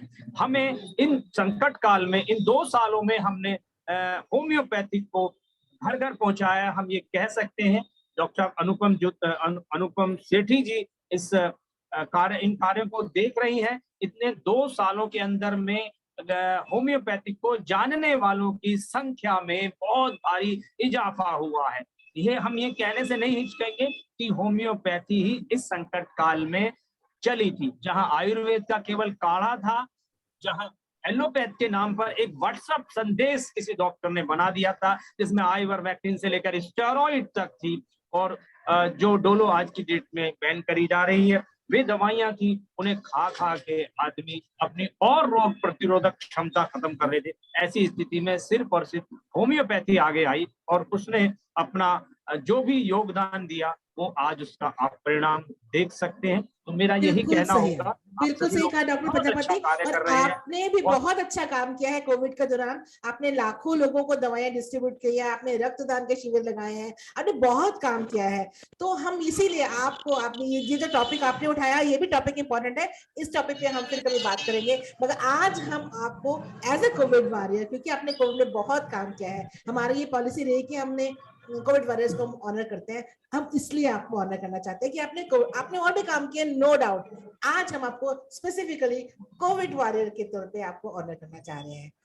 तो कुछ प्रॉब्लम है, टेक्निकल प्रॉब्लम शेयर स्क्रीनिंग में, तो मैं आपका सर्टिफिकेट दिखा नहीं पा रही हूँ। सर्टिफिकेट मेरे पास है, मैं आपको डिजिटली आपको व्हाट्सएप करती हूँ। अभी हम आपको डिजिटली ऑनर कर रहे हैं। हमारी पूरी टीम की तरफ से हम आपको सैल्यूट करते हैं, आपने वाकई बहुत अच्छा काम किया है। इससे ना केवल पेशेंट्स ठीक हुए, ना केवल समाज सेवा हुई है, बल्कि मैं ये कहती हूँ कि वाकई में इससे होम्योपैथिक की भी जो हम सब मानते थे कि काम करती है, अब बाकी लोग भी मान रहे हैं, एलोपैथ्स भी मान रहे हैं, ऑफिशियली माने या ना माने, अनऑफिशियली मान रहे हैं, लेमैन भी मान रहे हैं, सबने अपने अपने तौर पर जहां जहां दवाइयां दी हैं इसका प्रकोप कम ही किया है। तो हमारी पूरी टीम की तरफ से डॉक्टर प्रजापति आपको बहुत बहुत नमन है, आपको प्रणाम है आपके काम के लिए, हमारी सैल्यूट्स है। ऐसे ही काम हम आगे भी करते रहे, ऐसी हम उम्मीद करते हैं। तो कोविड के बारे में कुछ कहना चाहेंगे आप, अपने कोविड के एक्सपीरियंस के बारे में? आप कुछ पूछेंगे तो मैं उनका जवाब दे सकता हूं, क्योंकि मैं हो सकता है किसी और दिशा में चला जाऊं, तो बेहतर होगा कि कोई क्वेश्चन अगर पूछेगा तो बेहतर रहेगा। बस कोविड के बारे में हम आपका एक्सपीरियंस जानना चाह रहे थे कि जब आपने कोविड के लिए दवाइयां दी तो आपको किसी तरह की आपको प्रतिरोध सहना पड़ा, किसी ने अपोज किया? हाँ देखिए, सबसे पहले तो हम दूसरी उन्होंने तरह तरह के कहीं ना कहीं किसी ना किसी रूप से सोशल साइट के जरिए, नोटिस के जरिए प्रताड़ित करना, प्रताड़ित किया, किंतु आप जैसे लोगों का हमें आशीर्वाद प्राप्त था, प्रेरणा रही थी और हम उसमें सफल रहे। अब घर का ही माहौल ऐसा था कि एक मेरे पास पीपी किट होती थी, उसी को मैं रात को धोता था, और वेबिनार इतनी सारी हो जाती थी। राष्ट्रीय सेविका समिति के लिए मैंने 150 से ज्यादा वेबिनार करी। इस संकट काल में क्या खाना है, क्या करना है, क्योंकि WHO के पैरामीटर्स प्रतिदिन बदल रहे थे। 2 गज की दूरी, कभी 2 मास्क किस प्रकार का रखना है, कभी किसी प्रकार की, तो WHO की जो पैरामीटर्स थे वो रोज प्रतिदिन बदल रहे थे। उसके अनुरूप भारत के प्रधानमंत्री ने बहुत अच्छे अच्छे कदम उठाए, जिनकी हमें प्रशंसा करनी चाहिए। और उस स्थिति में मैं आगे आया। जब मैं बाहर से घर लौटता था, कभी कभी तो 8 से 10 जगह जाना पड़ता, दिल्ली की जेलों में, कंटेनमेंट जोन में। जब ये जो प्रवासी भारतीय थे, जो दिल्ली से बाहर के लोग थे, अपने घरों को जा रहे थे पैदल, उनको पकड़ पकड़ के दिल्ली की सरकार ने, दिल्ली की पुलिस ने कंटेंट जोन में बंद कर दिया था। वहां 6000 से ज्यादा थे यमुना स्पोर्ट कॉम्प्लेक्स में। मुझे फोन आया कि आपको इन 6500 लोगों को दवाइयां देनी है। ऐसी स्थिति में मैंने रात भर उन दवाइयों को भरा। मेरे तीनों बच्चे मेडिकल से हैं, तीनों बच्चे मेरे डॉक्टर हैं, उन्होंने मेरी मदद करी। रात भर मैंने उनको भरा और सुबह 6500 पैकेट्स मैंने कंटेनमेंट जोन यमुना विहार स्पोर्ट कॉम्प्लेक्स में दिए। और इसके अलावा उसी दिन दिल्ली की एक मडोली जेल है, उसमें दिया। उसके अलावा उसी दिन 2 RWO को भी वो दवाइयां हमने मुहैया कराई। तो अच्छा, इसके बारे में कुछ बताएंगे कि आपके रिजल्ट्स कैसे रहे? आपने जिन लोगों को दवाएं दी, क्या फॉलोअप था उसका? जिन लोगों को दवाएं दी रिजल्ट के बारे में मैं बताना चाहूंगा कि जो हमारे प्राइमरी सिम्टम्स थे, क्योंकि आर्सेनिक एल्बम ही चली हुई थी, जो हमारे प्राइमरी सिम्टम थे वो दूर हुए। और हम ये कह सकते हैं कि जहां रोग प्रतिरोधक तो क्षमता बढ़ी ही, उनके जो सर्दी खांसी जुकाम बुखार वाले जो रोग थे वो उनसे दूर हुए। और बहुत सारे लोगों ने, यहाँ तक कि मुझे 250 से ज्यादा लिखित में सर्टिफिकेट प्राप्त हो चुके हैं, दिल्ली वगैरह, दिल्ली की जेल वगैरह, कंटेनमेंट जोन, RWS, के हमें इससे फायदा हुआ। तो कहीं ना कहीं होम्योपैथी ने इस रोग पर बहुत भारी कामयाबी हासिल करी थी, हम ये कह सकते हैं। पॉजिटिव तो हुए लोग, किंतु उन्हें जोखिम नहीं हुआ, हमें ये कहने में कोई हिचकिचाहट नहीं होनी चाहिए। जी डॉक्टर। मैं आपको डिजिटली में कोशिश करते हुए डॉक्टर जयदेव को भेजती हूँ स्क्रीन अपनी, अगर वो भेज सकते हैं तो आपका हम सर्टिफिकेट आपको दिखाते हैं। मेरे को 1 मिनट दीजिए। डॉक्टर जयदेव, मैंने आपको, आपके पास शेयर स्क्रीन की पॉसिबिलिटी है, आपको सर्टिफिकेट भेजा है, आप दिखा सकते हैं डॉक्टर प्रजापति का सर्टिफिकेट? डॉक्टर जयदेव? हाँ जी, हाँ जी। डॉक्टर साहब, आपने बड़ी बात और क्या होगी, आपने ऑनर कर दिया, मौखिक रूप से आपने इतने सारे बड़े बड़े डॉक्टरों के सामने कह दिया कि आपको सम्मान, और इससे बड़ा सम्मान मुझे और क्या मिल सकता है कि आपको तो बहुत लोगों ने, बहुत बड़े बड़े लोगों ने सम्मान किया। धन्यवाद आपका, बहुत बहुत धन्यवाद। आपको तो चंद्रशेखर जी ने सम्मानित किया है, हर्षवर्धन जी ने सम्मानित किया, अनुराग ठाकुर जी ने किया है। हम तो आप उसके सामने कुछ भी नहीं है, मगर वाकई पर आपने काम इतना किया कि हमारा सम्मान करना बनता था। अगर आपको नहीं करते तो we would have failed our duty, मुझे ऐसा लगता है। तो आपको डिजिटली तो अभी हम दे रहे हैं, कभी जब हम फिजिकली ऑफलाइन करेंगे तो हम आपको ऑफलाइन भी दे सकते हैं ये कोई सर्टिफिकेट, बात और कभी बाद में भी कर सकते हैं। बहुत डॉक्टर जयदेव अगर आप शेयर कर सकते हैं स्क्रीन तो please. Okay, I'll just try. Na?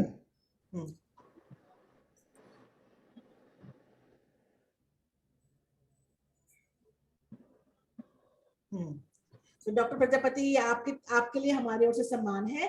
Thank you doctor साहब, बहुत बहुत शुभकामनाएं Thank you for आपके joining इस us. ड्रीम्स एसोसिएशन को, और होम्योपैथिक के नित नए नए कार्यों को आप करते हैं। ऐसे जो ऐसे विषय हैं जो बहुत सारे लोगों को जानने चाहिए, मेरा ये कहना होगा, और उन्हें जुड़ना चाहिए आपके जैसे संगठनों से। बहुत बहुत शुभकामनाएं और बहुत बहुत आपको आपका हार्दिक अभिनंदन, और आपके संगठन को बहुत बहुत हार्दिक धन्यवाद। धन्यवाद doctor Prajapati. And now over to you doctor Jaidev. अपना आपका बहुत इंटरेस्टिंग लेक्चर आप प्लीज कंटिन्यू करिए।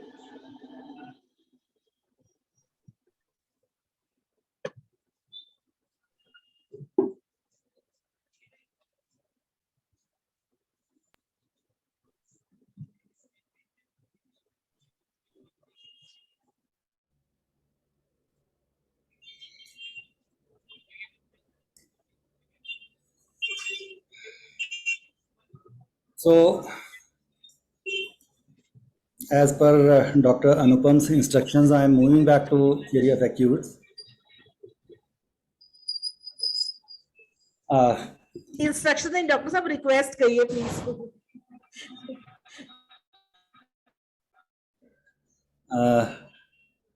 I think some mics are on, and if they are muted, I'll be a bit better audible.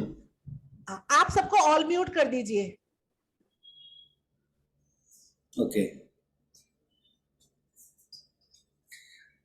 So, coming back to this theory of acutes, basically when an acute problem attacks a person and the patient comes to us, as I was telling you that those panch tattvas, they get affected, and the disequilibrium, basically a disturbance in the homeostasis, results into certain changes in the body, and our immunity, whenever it gets disturbed, an acute problem attacks us. I would just like to request you all, from tomorrow onwards in your clinics, whenever you come across a person with an acute problem, and if it is an inflammation, be it anything, right from pharyngitis, tonsillitis, conjunctivitis, gastritis, enteritis, urethritis, whatever, any itis, you just inquire whom you got angry upon the day prior to you had this problem, right? And most of the cases, they'll be responding that yes, but how do you know, doctor? I had an anger or an episode of anger where say I had some confrontations with someone and he misblamed me, and I had a lot of anger which I just could not bring out. I had to keep it inside, or I could not react at that time, but later when I found time, I reacted very badly, and I had very hot word exchange with that person, and I brought the anger, I vented my anger out. But that episode of anger brings certain changes in our economy, and certain neurotransmitters, they get disturbed and changed, and that results into an altered immunity or a lowered immunity, and a particular organ starts showing certain physiological changes in the form of inflammation. You know, we have so many neurotransmitters in our brain. These are all nothing but certain chemicals, neurochemicals. These are certain proteins which are bound to get affected by proteins or emotions. Whenever there is an emotional disturbance, these emotions, they bring certain changes in our economy, in our brain, which in turn bring certain changes into the neurotransmitters, which in turn start producing or showing certain effect on their end organs. So this basically is the science behind the acute diseases, and this theory of acutes gives us a compass, guides us to prescribe the rightly needed remedy and immediately see the results, say within few minutes to hour, and we can judge whether we are on the right path or not, or on the wrong path, whether the disease is taking a reverse or the right turn or a wrong turn. And it does not take much of time. Whenever you administer a medicine, a remedy, it right from the point of moment when it comes into touch of our body, it starts its action. It is dynamic. It does not need any material dosage. It is something really advanced, really, I would, Dr. Vijakar used to call it divine. Divine means beyond our realms, our senses. So, okay, there's an potency issue. Yes, definitely. I will like to, okay, here only I would like to give a few hints.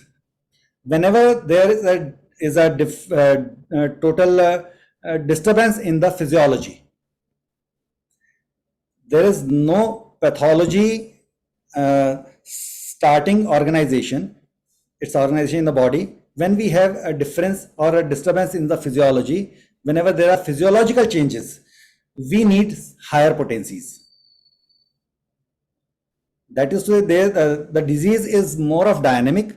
We need a more dynamic potency, like 1M, maybe at times 10M. 200 is the usual potency that we use in our clinics most of the times. But in acute conditions, most of the patients, they respond to this particular potency of 1M very nicely, very quickly. Whenever there is evolving psychosis is again something different. Means whenever a person starts having warts, he starts developing warts. There's one wart within 2-3 days, another wart is developing, few more are developing, even few more are seen within say a week or two. In this evolving psychosis, Dr. Vijakar has very clearly said that you need even higher potencies. You have to reverse the processes with this SORA as well as psychosis. Both of them, they are running together, and you have to go for 10M. Like Thuja 10M in evolving psychosis will work better than Thuja 30 or 200. Same ways, when the psychosis gets established means whenever we have a cyst found, say a sebaceous cyst, which is lying there for say around 6 months, a year or two, even more. So this is established psychosis. This is not evolving psychosis. Here we need low potency with periodic repetition. It will respond to Calcarea carb 30, Calcarea floor 30, Thuja 30, Berita carb 30, given at certain particular intervals. It will not respond, or it may not respond to 1M, 10M or so. Same ways, whenever we have physiological conditions which are leading to destruction, that is the syphilis miasm. Whenever the miasm is syphilis, we have psychosis along with syphilis. Most of the times we have the psychosis behind proceeding to syphilis, and here we need 200 potency or the medium potency. In most of the syphilitic cases, because there is some physiology behind, the psychosis is there, established psychosis is there, and some physiology is behind, then we need an upper potency than 30. And there we give 200. 1M will be higher for this, but in certain acute exacerbations in syphilitic diseases, we may again have to resort to higher potencies like 1M. The potency dilemma itself, or the potency itself, is a very big subject, where we have to need CM, where we have to need 50M, and how frequently we may have to use it, and where 50M will be, 50 millisimal will be more useful, and are these centesimal potencies will be even more useful than 50 millisimal. A comparison between both of them again is a very big subject to be discussed, which if you want, we can sometimes later in future have a discussion upon this. So moving forward to this acute part, we have certain rules of acute prescribing.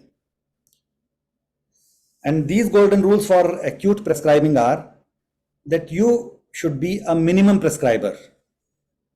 Take a little time to decide upon the right remedy, and don't haphazardly keep repeating one after the other, changing it frequently just out of impatience without having a keen observation of what first medicine or the potency given has started is showing its action in the right direction or not. So be a minimum prescriber, be a single remedy prescriber, and be a single dose prescriber. You will get the desired results showing that Herring's law of cure. And in acutes, we have to hunt for activity, thermal, and thirst axis. I was telling you that activity one may get dull. In suppose a patient with fever comes to us, a child returning from school having a fever straight away 102. We have to ask, after the fever, what has been the change in the child? The parents will say the child is very dull, lying with eyes closed, does not want anyone to come near or to disturb him, and is very low in its energy levels. So we can think of certain remedies which are there in dull and sleep overpowering. We have a different group of remedies for that. We have say jalsemium, sir वो nux chart moscata. फिर से chart दिखा दीजिए, वो acute वाला chart आपने दिखाया था ना, एक्टिविटी वाला. हाँ जी.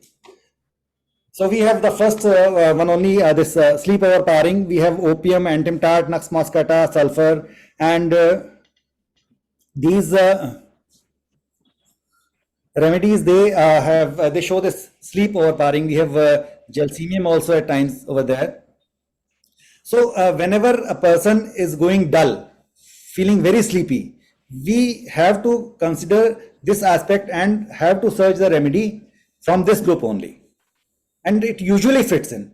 And whenever, because if say this nux moscata, if the patient is having, we know that there is dryness of mouth without thirst, cottony saliva, narcolepsy, this patient with bitter taste of mouth, so we can think of nux moscata. And if the person has gone totally dull, totally indifferent, least concerned, not concerned even about its disease or illness, does not want to or complain about that I am suffering from this particular thing, I need a medicine, you take me to the doctor, he is least concerned. He is not concerned even some other person is crying, or he is not concerned whether the TV is on or off. He is not interested in those day-to-day activities and surroundings. Then we can think of opium. Same ways we have to differentiate each and every remedy according to the presentation of that particular patient in that particular condition. Then we have to, as I was telling, either it could be increased activity, that the patient has gone restless, he's tossing about in the bed, he's finding no place to comfort himself. At times he's getting up, trying to go out, then coming back to his bed, lying over there, again sitting up, again lying down, wanting something or the other. Then that shows that basically that person is restless. And we have again two aspects of this. At times the patient is mentally restless. We all know arsenicum is there when the person is mentally restless. When the physical restlessness is there, it is this rust off is more indicated. This we know from the basics, but we have so many other remedies, and we have to differentiate them according to their thermals as well. There are certain fevers which come with chills. Acutes में जब भी कभी कोई भी even चाहे bird flu रहा, whether there was this dengue or there was chikungunya or malaria, whatever acute fever is there, it usually, most of them, they are with chills. So we need remedies which feel chilly. And then the third part that is added to it is thirst. The jal part. Panch tattvas mein, when this jal gets affected, we have to differentiate the medicines accordingly. The liquid demand of the body, it changes. So we have thirsty remedies as well as thirstless remedies.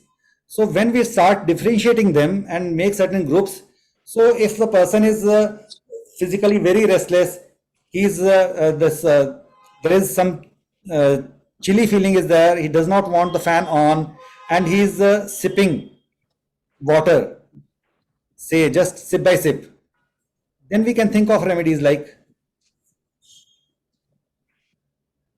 tarantulas, heapers, all these remedies, Tarantula cubensis and Tarantula hispanica. Because arsenic would be mentally restless more, not physically. So here we have to differentiate. And whenever this person is coming, say fever with chills, and there is either thirst is less, or he is thirsty with the small amount of water, little amount of water, small sips frequently, then we can think of arsenic. Whereas if the person is chilly, he is having this mental anxiety or mental restlessness, and he is thirsty as well. So we have to differentiate. If he's very angry, then we can think of nux vomica. If he's gone very finicky, very abusive, we can think of chamomilla. We can think of ferrums when the face is red. Ferrum falls or ferrums. We have a fever with no symptoms. Then we have ferrums. Then same ways, certain other medicines also, they have to be differentiated accordingly. And one more aspect was there, which he added, was verbal activity. We do have certain cases in our clinics that the person has started speaking a lot. He has gone loquacious during the acute disease. Dr. Vijayakar has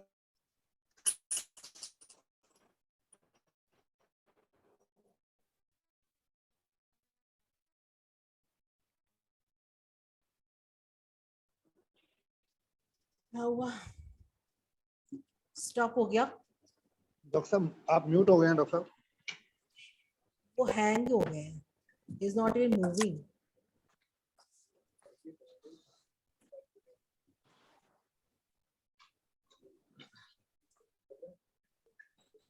doctor Jaidev आपका hang हो गया शायद.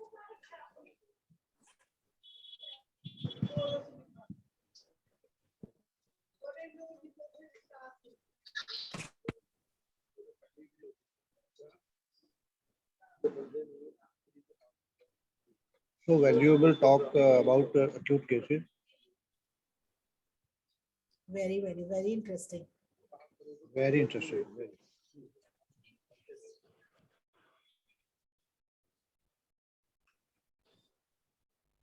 I think वो निकल गए हैं बाहर. I think he's not here.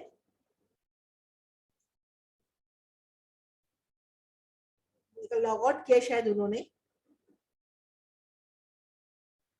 Ma'am is like he's there as host. He's there, but somehow he's not responding.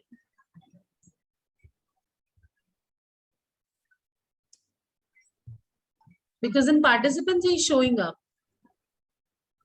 Yeah, his screen is also there. वो हैंग हो गया था, बीच में मुझे लगता है वो लॉग आउट करके दोबारा ज्वाइन इन कर रहे होंगे. Yeah, उनके 2 थे उनके ना, 2 जगह से ज्वाइन किया था उन्होंने. yes. तो पार्टिसिपेंट में किसी को क्वेश्चंस पूछने हो तो आप प्लीज पूछ सकते हैं. बहुत अच्छी डिस्कशन जा रही है, फिर भी अगर किसी को कुछ पूछने हो तो आप प्लीज चैट में पूछ सकते हैं. जब तक डॉक्टर जयदेव आते तब तक भी पूछ सकते हैं. डॉक्टर सुभाष हैं, कैन वी सी हिम? दिख तो रहे हैं मैम डॉक्टर सुभाष, लेकिन like I don't know whether is ये वही वाले डॉक्टर सुभाष है कि नहीं ये पता नहीं, मेरे को दिख नहीं है. participants we have Dr. Subhash.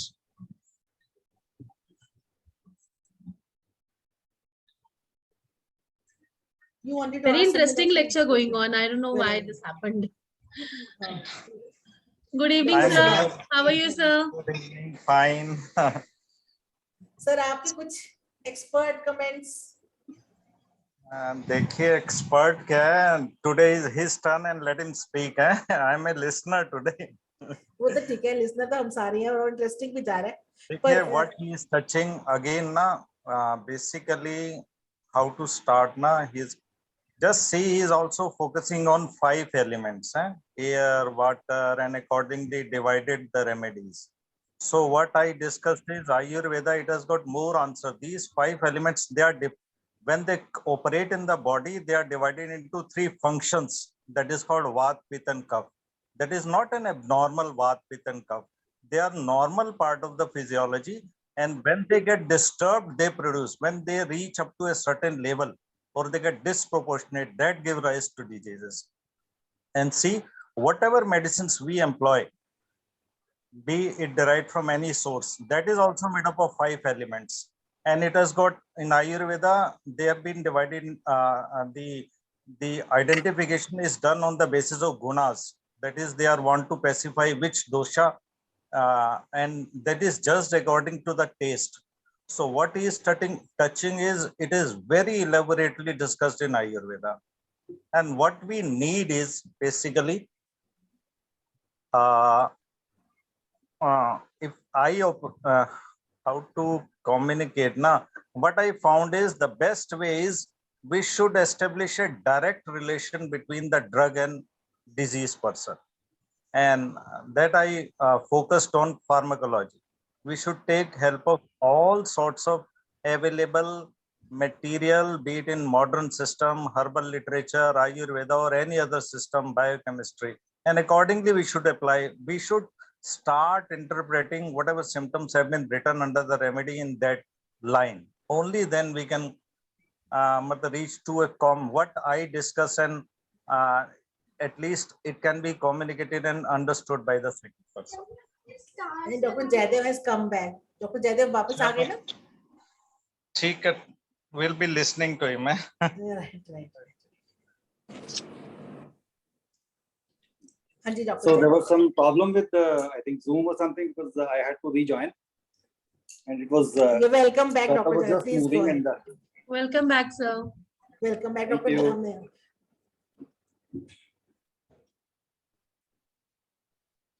So I think because this acute will again be a very big topic, I told you, because the whole materia, a part of every drug is to be discussed. As I told you, because this every disease has its acute part. Every disease has its chronic kind of symptomatology. Every disease has its different miasmatic reflections. And that is why Dr. Vijayakar stressed upon a trimiasmatic materia medica, where every remedy has a soric aspect, a psychotic aspect, as well as a syphilitic aspect.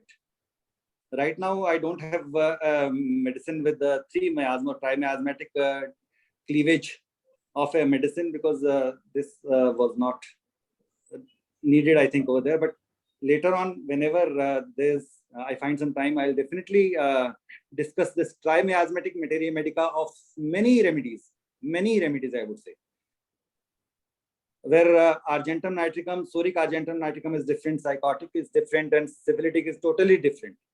And a total different drug picture evolves of a remedy from these three miasmatic viewpoints. So moving ahead to, I think I have yet a lot to discuss. So I just move to that part. I told you I was discussing this immunity. So we know we have an innate or inborn immunity and an adaptive immunity, which as we grow, we adapt, or our body adapts ourselves to develop this particular immunity, which again we have natural immunity and artificial immunity. And natural, we know that we are inherited from our mother, which is this passive immunity. And whenever we get an infection, our body tries to defend it by certain means.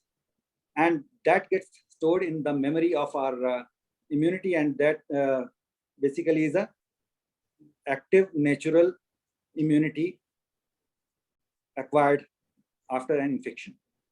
Then we have artificial. Artificial, we know nowadays government has made it mandatory to get the child immunized or vaccinated. I'll again have a few words for this when I come to some protein disturbances. I move to the next slide. This is we have so many components of immune system. Our immune system has got so many things. We have different kinds of cells. We have complement proteins. We have C-reactive proteins. We have so many things. We have different kinds of natural killer cells, lymphocytes, and those macrophages and all, mast cells, dendritic cells. These are all parts of our immune system, which is again not that easy. It's very complicated, and which derives its mechanisms from the nucleus itself, the cell, the nucleus, which is containing those 23 pairs. It is so intricate, the mechanism is so difficult to understand, that our immune system, it is getting disturbed, it is getting restored due to certain factors, by certain medicines. We know the DNA is the molecule of life. We have 98 trillion cells in our body, and each cell has these 46 human chromosomes in it. And when we unfold the DNA, previously it was read that it was 1.8 meters long, but again it is the evolution process which has made it even longer, and now it is almost 2 meters when it is uncoiled. And we know that there are 3 billion DNA subunits, with those bases with AT, CG, or those proteins which bases which join and form this double helix of DNA. And we have approximately 30,000 genes which code for proteins that perform most of the life functions. And not only life functions, they give the individuality to our bodies, to the human body. Harrison has beautifully given in the chapter on cell that almost 80% of proteins are same in every human being, and only 1/5, that is 20% of the proteins, are responsible for making one person look different from the other. So recently there has been a lot of advances in genetics, genomics, proteomics.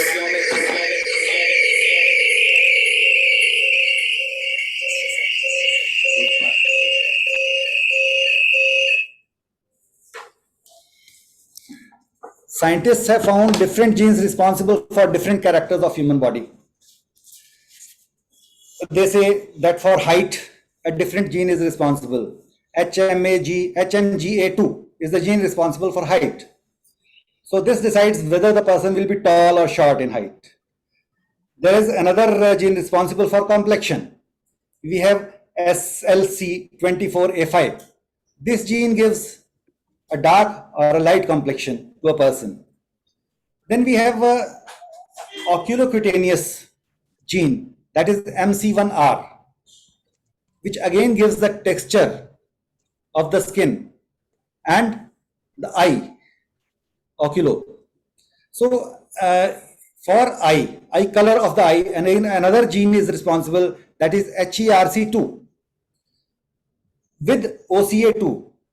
These two genes are responsible for different iris colors or the eye colors of different individuals.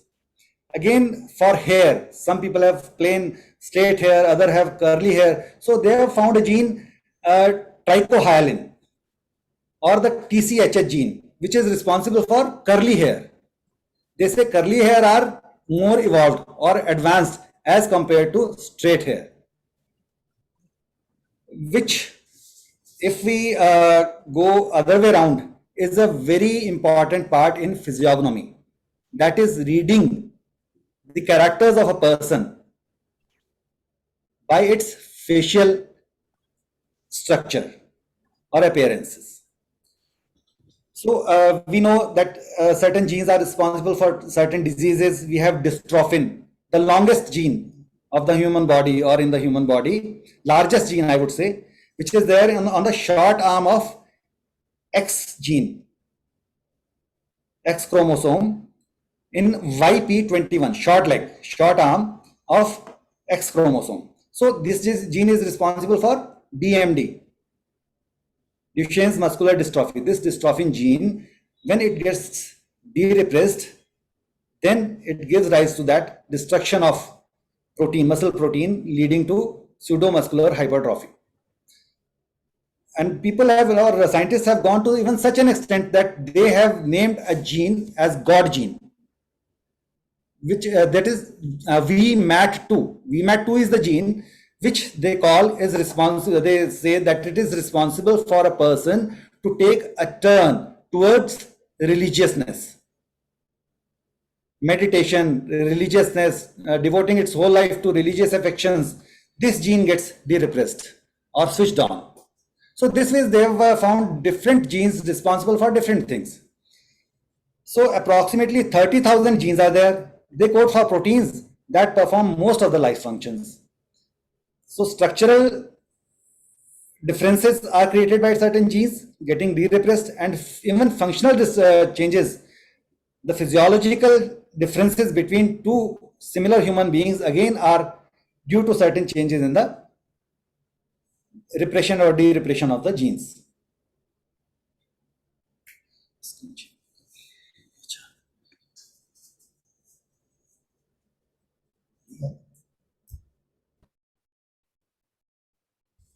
So this basically again was given by Dr. Vijayakar, that when the cell is under attack, a cell is under attack, it tries to go or acquire a mode of defense. And those defenses, again, I told you 3 primary defenses, and this is a chart which gives more information about those particular things or the changes occurring due to modes of defenses changing gears. Like we have, whenever there is an accumulation, we know there is a protein called collagen, a protein called fibrin, a protein called elastin. Whenever there are certain changes in these proteins, we find changes occurring into tissues. When there is excess of fibrin deposition, we have keloids, we have hypertrophied scars, we have fibroids developing, fibrin getting deposited into the musculature, resulting into fibroids. Same ways, whenever there is less of elastin, whenever elastin gets less, we have those looseness in the tissues. We have ptosis, we have prolapses, we have hernias, we have dilatations of organs. DIRC, dilatation, induration, relaxation and constriction.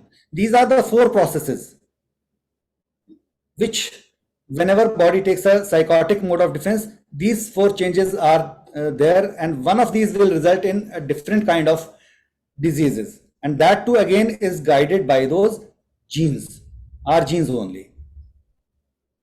Again, in same ways, whenever these miasms, they over dominate, we have certain changes in the mind setup also. There is a list, total list, a very big list of mental symptoms which we categorize according to these particular changes in the proteins. Fibrin excess will have a different mind, fibrin less will have a different mind, elastin excess will lead to certain different mental symptoms, elastin excess will lead to certain different mental symptoms. So that may again take a little longer time, and we may discuss it somewhere later. And now we come to case taking. Whenever a case comes to us, we have to differentiate the basic miasm lying behind it. We have to, whenever we take a history, we try to categorize that patient into body-wise, whether the body-wise or the makeup of the patient or build of the patient is psoric or psychotic or syphilitic. Then we have to categorize the disease he is coming up with, whether the disease is psoric or psychotic or syphilitic. And then those mental symptoms, they of course will follow the basic miasm only. So in psoric cases, Dr. Vijay has clearly said that you can use charts of acutes, or you can use the acute knowledge of your materia medica, and you will find wonderful results. Far speedy recovery as compared to other systems of medicine. And for those chronic diseases, psoric diseases, which have been making the patient suffer for a very long time, for these he has said that you can use the genetic constitution simillimum, and where you have to go for a Kantian method, that is mentals, then physicals, then particulars. Whereas in certain cases, we have to resort to same method in psychotic cases where there is established psychosis. While when we move to syphilitic, we have to change our approach.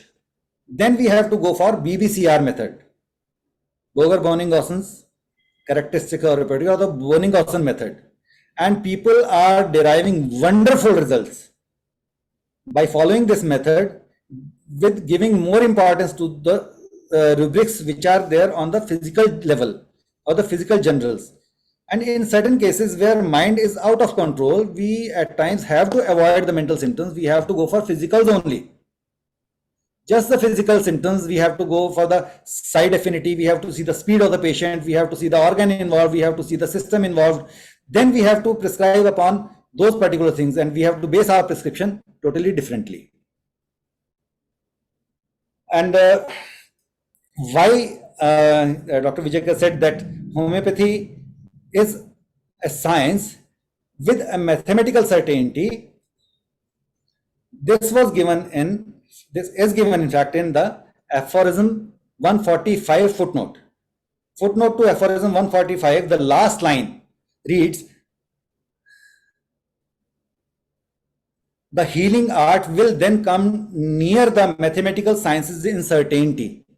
But when we follow a particular method or particular lines, following these, some genuine work of this kind was done by a few others, but what shall we not be able to effect in the way of curing in the whole extent of the infinitely large domain of disease, when numbers of accurate and trustworthy observers shall have rendered their services in enriching this?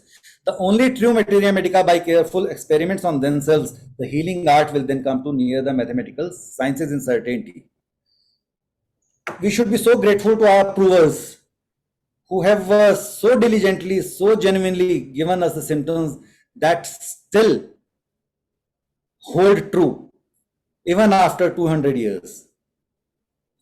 And because our practice is based upon those symptoms only, and that is the only method that we can adopt to know about the disease and to prescribe upon. Just to know the pathology, we have a lot of material available, we have lots of investigations available, we have lots of advances made, right from those X-rays to those MRIs, those CTs and all. We can definitely diagnose, yes, this is the problem. But what we as homeopaths should be in a better state, or should excel in the way that we have to read the mind of disease as well. That why this particular person is suffering from this disease, what has been the disturbance behind, what has been the mental process behind this, what has been the perception of that particular person for a particular situation.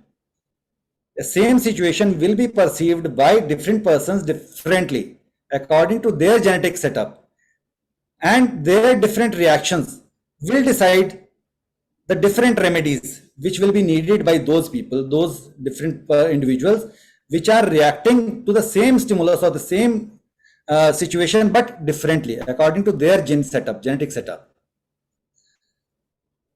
So I come to disease because disease itself is the thing we are dealing with, and it is a disturbance of the biological equilibrium between the organism and the external environments. It is an uncompensated disturbance in homeostasis or a misfired self-regulation. Scientists have gone deep in finding the basic causes of diseases, and hence the science of genetics, genomics, and now proteomics have emerged up. And now we are heading towards genetically tailored medicines. And this Dr. Hahnemann has already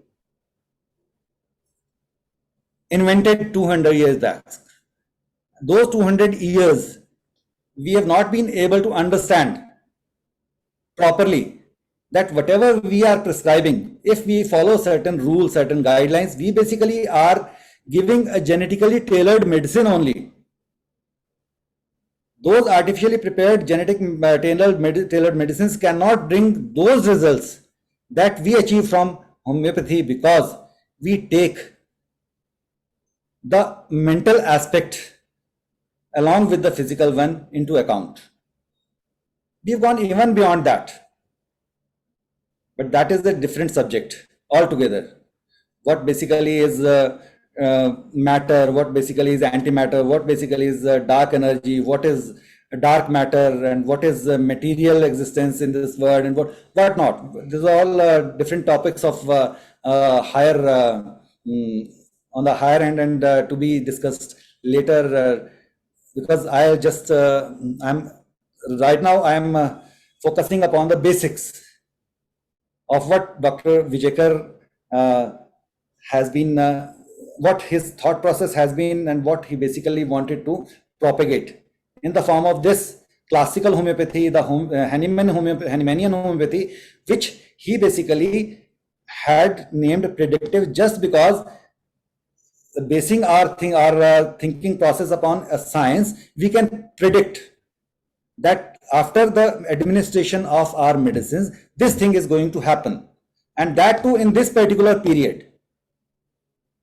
Dr. Sunil Jain, if he is there, he basically raised a question that it is totally, it is not at all dependent upon a few things. It just keeps changing. He said that it can, there is no certain method to disfigure it. But definitely we, if we want to improve our practice, our understanding, our monitoring, our results, then we have to switch over to certain rules, certain mathematical calculations, which are followed by each and every particle, each and every electron even in this world. Matter, antimatter, electron, something anti to it, the God particle, whatever. So many things have been coming up. But I come back to again this protein disturbance. So because a lot of important part of our body is proteins. We know all those hormones, they are proteins. We know all those neurotransmitters, they are proteins. we have these building blocks, all those enzymes, even they are proteins. So this is a physiology, and all those proteins, they are constantly working in our body. You know, at one given time in our cell, around 10,000 chemical reactions are going on. Imagine the intricacy, imagine the subtlety of the nature. And these proteins, they are bound to get disturbed by certain proteins only. And of them, vaccinations is one of the very important factor. Nowadays, we see children or infants suffering from atopic dermatitis or allergic asthmatic bronchitis. And we attribute this to certain changes in their immunity brought by these foreign proteins introduced in their body in the form of vaccinations. One may refuse to accept, but practically it is seen whenever a child comes after a vaccination, there is a definite disturbance in the economy. And we have definite set of medicines for ailments from vaccinations. So coming to strong infections, they are again due to bacteria, viruses, they again are proteins in nature, and they bring certain changes in our body in the form of some protein disturbances which results into disease. We have antibiotics again bringing certain changes. We have nutritional deficiencies. We have bites of animals and insects. Again, those poisons, they are all proteins. Animal proteins, animal poisons, insect poisons, they are all proteins. And that is why they act so fast. And again, emotions, those neurotransmitters bringing certain changes in our economy. Again, all those emotions, they have a very deep and strong effect upon our brain. And those emotions, they bring certain changes in the proteins only, our proteins only. We have plant allergens, we have pollens, we have, again, they are protein in nature. We have certain industrial hazards and all. We have radiations, we have local applications, we have anesthesia. Again, this is very important. We ask the patient to avoid applying any local application. Why? Because either it can suppress that local malady, or it may result into reversal of toxins in the body. That again is very important, because many of us might not be knowing it, that we have a differential electrical potential gradient, which is inside high, outside low. Whenever an application, a local application, say Move, Vicks, Iodix, Balm, Zerab, Relaxil, Volinigel, Pyroxil, Medicream, Sensor Oil, Elagesic, whatever is applied, and if it is containing something like methyl salicylate, eucalyptol, camphors and all, so what they do, whenever they are applied, they cause a reversal of potential gradient. They make the potential gradient inside low and outside high, inside high, outside low. And that reversal causes reversal of toxins, which basically had to be eliminated from the body. They take a turn, they take away inside the body. Instead of getting excreted, they move inside and make the person even sicker. And you can just confirm it by, suppose a person is coming to me with his blood pressure controlled by my medicine and maintained at 140/90, and tomorrow he had a sprain and he applies a Volini gel or a Volini spray, and you just see within no time or within a few hours that blood pressure will go high to 160/100. And you can try it number of times, any day, any time.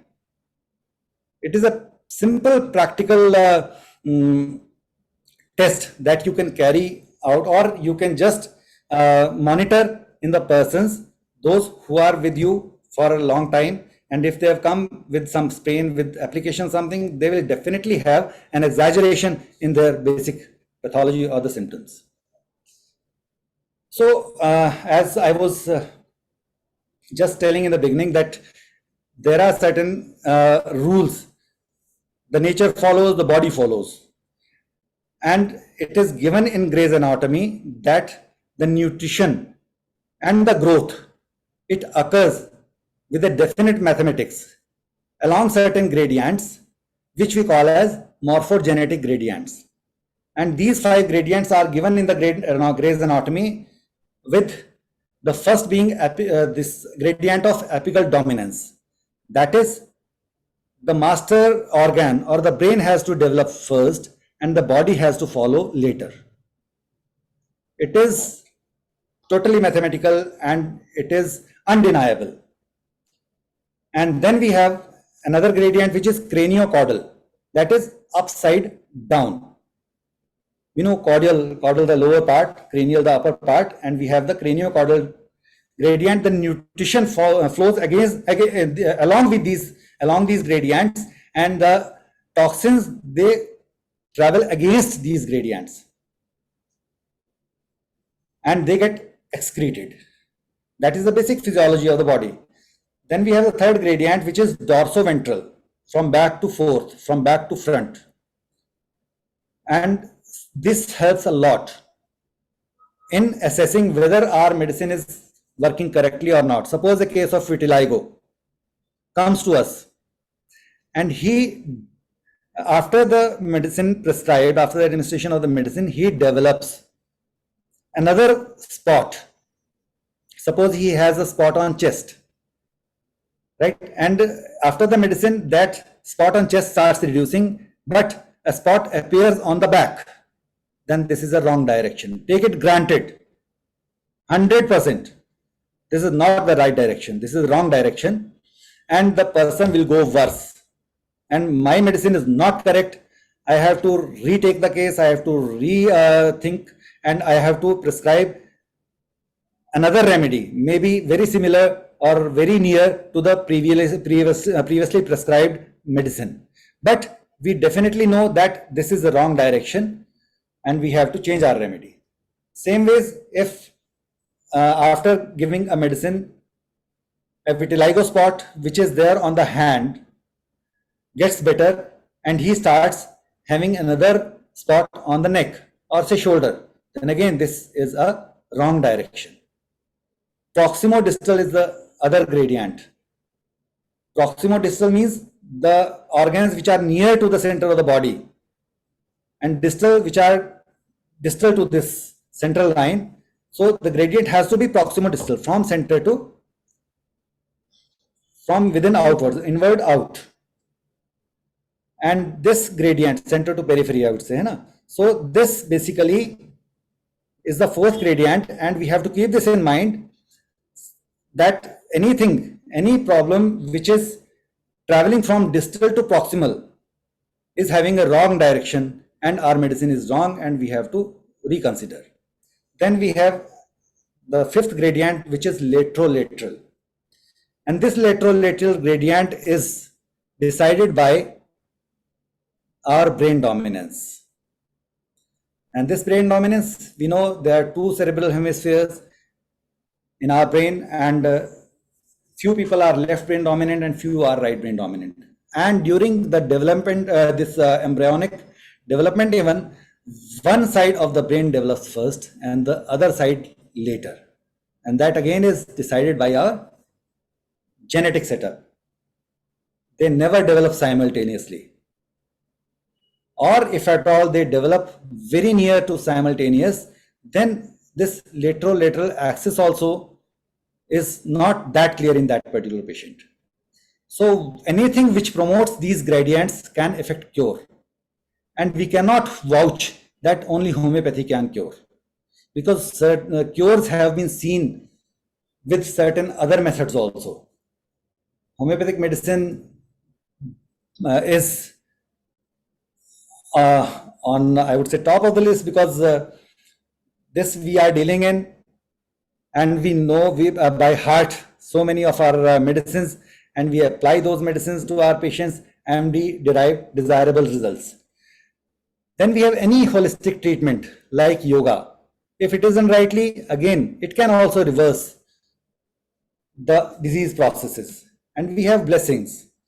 People with very strong auras, whenever those blessings or those positive vibes are transferred to a suffering person, that again may result in cure of the disease, that particular pathology. Then we have magnetism, we have vibrations, positive vibes, we have mental catharsis. At times a person comes to us, for last 3 years he was not able to tell his problems to anyone. But as we know, homeopaths are very patient people. They give sufficient or ample time to the person. And if that person vents out his sufferings in a 15-minute sitting in front of you, and after that he says, "Oh doctor, अपनी कहानी कहने सुनाने के बाद मैं इतना हल्का महसूस कर रहा हूं जैसे मैं तो आधा ठीक हो गया हूं." Take it granted, even if you don't prescribe anything, you prescribe placebo and ask the patient to come after 7 days. After 7 days, he will report that he is more than 50% better, 60% better, 70% better. This has been tried number of times.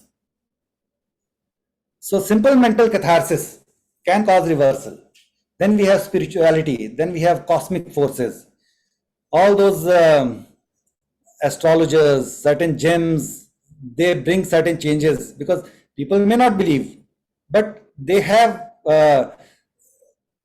they can prove their results. They have their results with them, with the people, with even those Vastu specialists. They bring certain changes in the setup and a definite change in the health status of that family is seen. Any energies like NMR and all, so they are all able to affect a cure in a person. I think homeopathic case taking, we all know, we have been studying it right from the day one of our college life. But to this, I would just like to add few things, that we have certain mental generals, and these have to be in this order of importance, and these have to be explored in detail, in depth, and then only we are able to understand the mental setup or mind setup of that particular person or patient. And of these, we have expressions, that whether the person is expressive or non-expressive, whether he's having a strong will or he's having a lack of confidence, and whether he is morally strong, conscientious, diligent, or an immoral type, having a lack of moral impressions. Then we have to see the intellect part, average intellect, or very intelligent, or a duffer kind, or very difficult to understand certain things like Baraitas and all. Then we have certain natural traits which we see, whether the person is religious, whether he's a greedy kind, whether he's a haughty kind, whether he's a timid person. All these things, they come under natural traits, whether he's a avarice kind, whether he's a hypocrite kind. So these things are to be ascertained. Then we have emotions. They take a lower position, because emotions are they are basically caused by certain changes in the neurotransmitters, which are proteins, and proteins are labile. They keep changing. And emotions, we have say around 100 to 200 times we change our emotions during a daytime. Right from fears, right from anger, right from dissatisfactions, to irritabilities, to griefs, to sadness, whatever. So these keep changing, and whenever we base our prescriptions upon emotions, we are less able to get the desired results, or we may not get the desired results which will stay for long. Because whenever we base upon emotions, we have certain remedies which are having lot of emotions, emotional changes in their provings. We have belladonna, we have stramonium, we have veratrum, we have certain plant remedies most of the times. And they usually cover the acute phase, but we see very less results in the chronic syphilitic diseases with these medicines. Then we have sensitivity. To what the person is sensitive. We have different levels of sensitivities for different things. few are sensitive to noise, others are sensitive to change of weather, few are sensitive to sun, and some of them, they are sensitive to, I would say, eating certain food articles or something. So that sensitivity, basically we have to take into account the mental sensitivity. Then we go for physical sensitivity or allergies as well. Then we have to see the attachments to what the patient had been attached a lot. This again basically gives an idea about what mental makeup the patient has behind. We know we all we see these physical generals: appetite, desires, aversion, thermal thirst, perspiration. We have excretions to take into account, sleep, dreams. Then sun again is very important. Sun, sensitivity to sun, sensitivity to moon phases, sensitivity to certain winds. They're all given in our repertory, sensitivity to clouds and all. So they have a very important role, because this is something abnormal, which we don't expect from a normal human being. In a normal human being, one is, I would say, which is immune to the sun. A farmer working in its field right from morning 8 a.m. to 6 p.m. in the evening, he does not get affected by sun. But today we resort to sunscreens. We avoid going into sun. We have made our skin so sensitive that we can't even look into sun at times. So these changes, they are making our bodies sick. So that is very, very important. Travel sicknesses. Those who are sensitive to travels, and they get vomitings, headaches and all, nausea and all, this is to be taken into account very importantly. Then the changes in those eliminations like menses, leukorrhea. Then we have this side affection. As I was telling, there we have certain remedies which have a right-sided affection. We have certain remedies which have a left-sided affections. So for right-sided people, we know that we have brownia, we have lycopodium, we have sanguinaria, medicines like silesia, rustox, so many medicines. We differentiate. We have right-sided remedies differently. We have a total different set of medicines for left-sided affections. And we have certain remedies which basically, according to those left brain and right brain dominant aspects of our body, we differentiate, we make different groups. We have left brain dominant remedies which are right-sided remedies. We have metals over there. We have strong personalities over there. Whereas the right brain dominant people who have left-sided affections are basically emotionally vulnerable people, but very artistic aptitude, very creative kind people. So we have different sets of features of both the brain dominances. But we at times we have a group of remedies where the person is left brain dominant, yet the affections are left-sided. Whereas certain group of remedies where the person is right brain dominant and left-sided problems, yet those remedies have right-sided diseases. So that group has been formed by Dr. Vijayakar. The list has been given in certain books also. And then we have particulars where we have sensation, time modalities, extensions and all, and location, sensation, modalities, concomitants and all. So these all things are to be taken into account. And I had already discussed about retrospective predictions, where we can predict by watching a child that this particular child is suffering from this particular ailment. So the mother seems to have faced a particular situation where she has perceived the problem in a particular manner, and that has resulted into a particular disease in this particular child. So we have to go for this simillimum, and we have to carefully select it, and Dr. Vijayakar has named it as genetic constitutional miasmatic simillimum. He calls this GCS or GCMS, and this basically is of two types. One is genotypic simillimum, another is phenotypic simillimum. We know what is genotype, we know what is phenotype, and we have a total different line of segregation for genotypic as well as phenotypic similliments. So I think that is enough for today. And I would just like that we should continue our hard work to pursue our achievable goals, and we should never ever give up.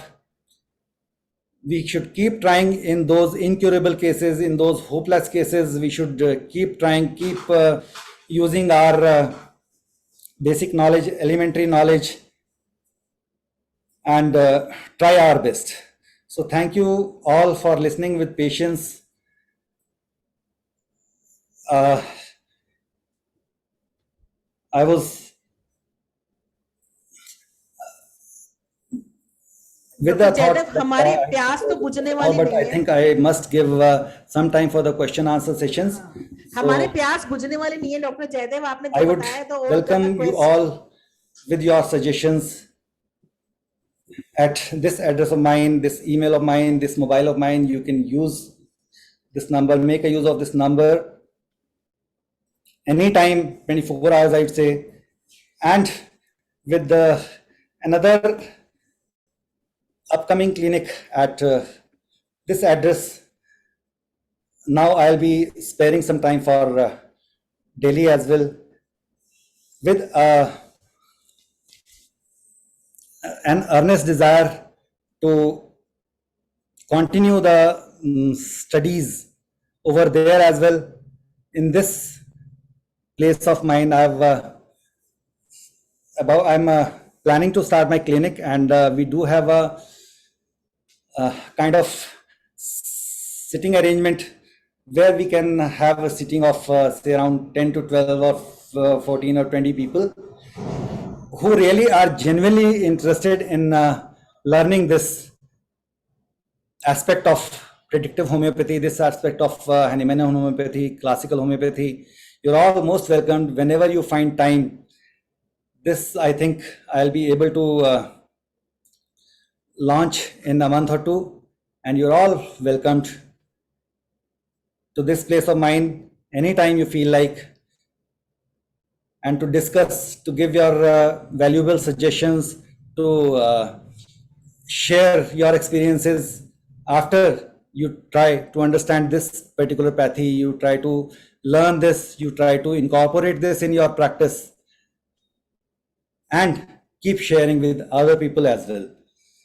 So there's a take-home message from my side. In homeopathy, sky is the limit, and results are marvelous and miraculous. Stick to the basics to get best results. Make a simple totality and never theorize. Make the best use of repertory to study materia medica and diseases. Don't be reluctant to share with your homeopathic fraternity, and evolve with intelligentsia. This is not the end. It is not even the beginning of the end, but it is perhaps the end of the beginning. Thank you. Wonderful doctor Jaidev, बहुत अच्छा आपने बताया, और सच बात है आपने हमारे प्यास और बढ़ा ही दी है, बुझी तो नहीं है और बढ़ा दी है जानने के लिए। और तो अब मैं डॉक्टर शालिनी को मैं इनवाइट करूंगी for the question answer session. Doctor Shalini please, बहुत सारे सवाल हो गए, आप पूछिए। Hello, am I audible? मेरी आवाज सुनाई दे रही है? Yes, hello. Yes. हाँ, मेरी आवाज आ रही है ना? ठीक है। डॉक्टर शालिनी, आपकी आवाज थोड़ी कम हो गई है।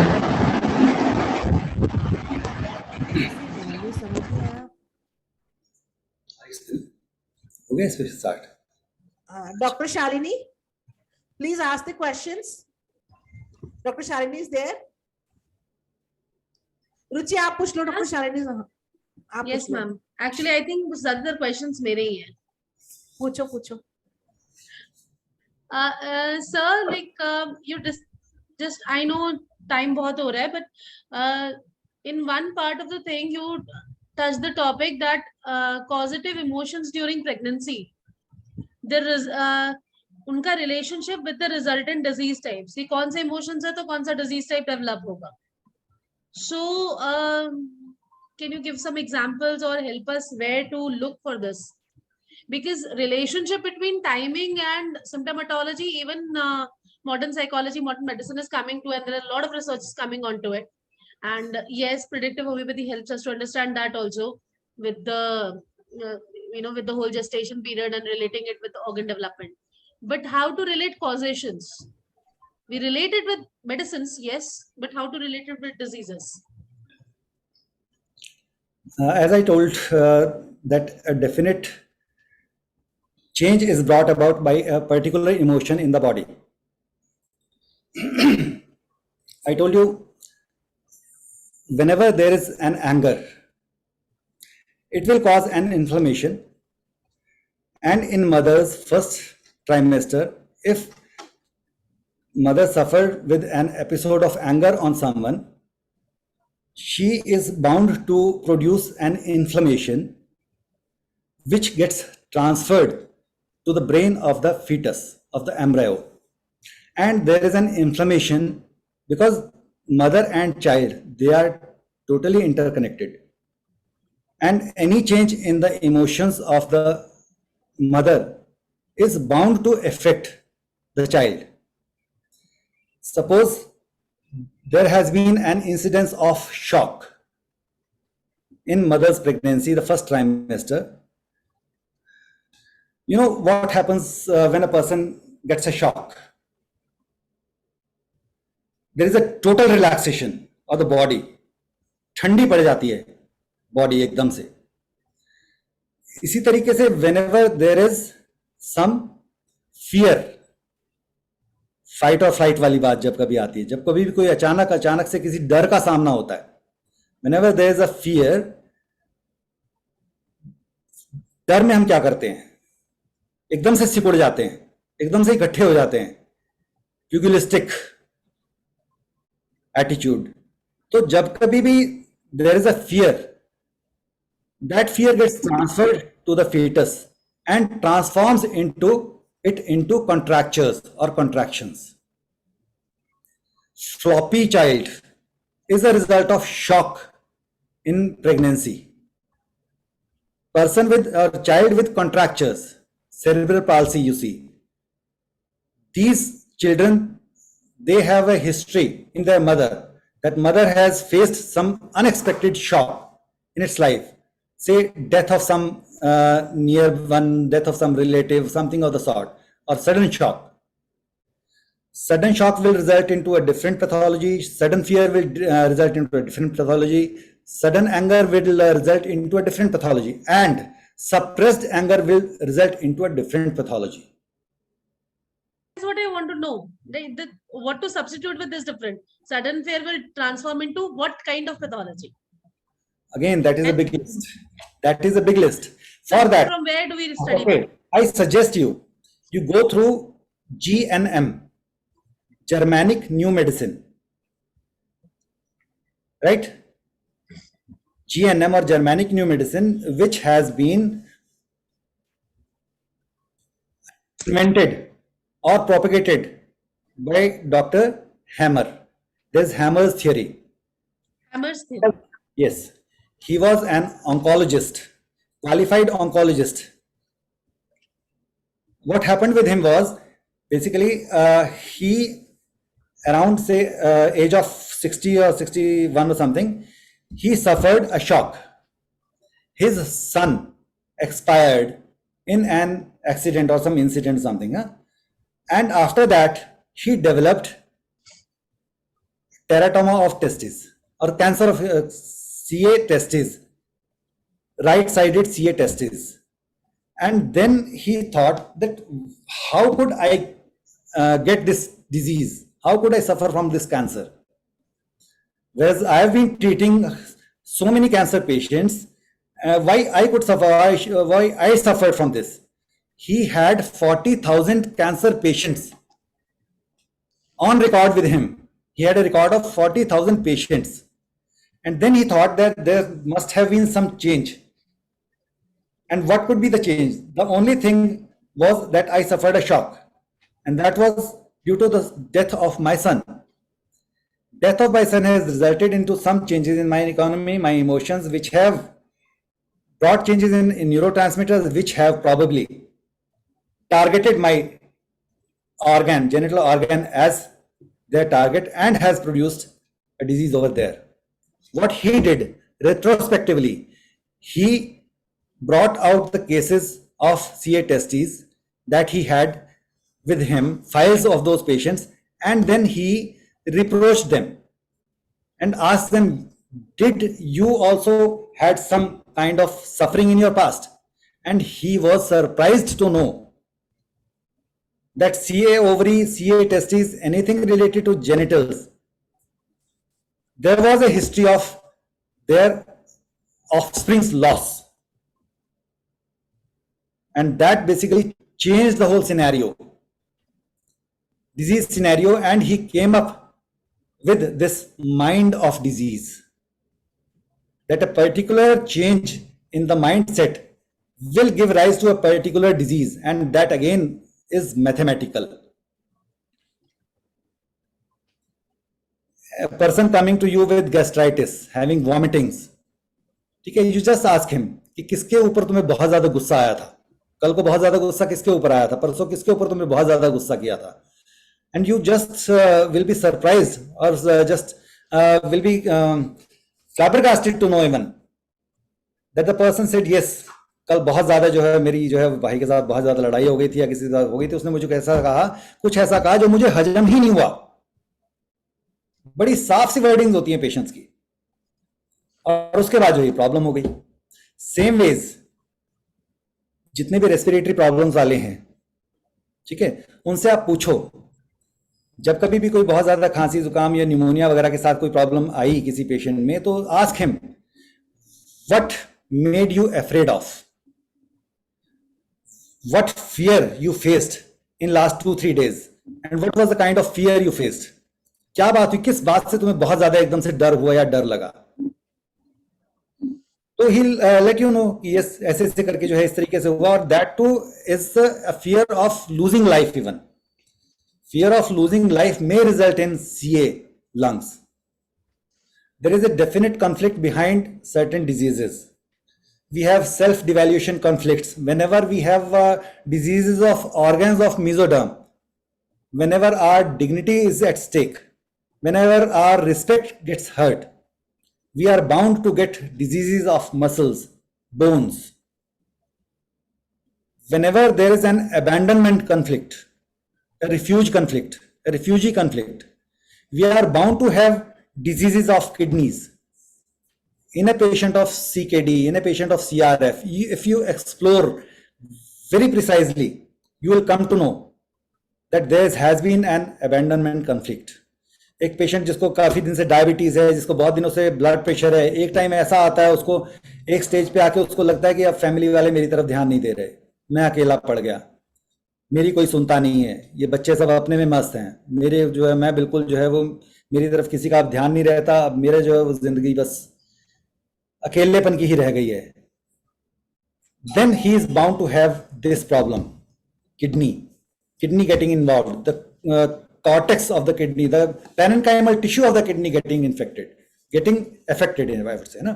And creatinine and serum blood urea, they start rising. This is it's not just out of the air.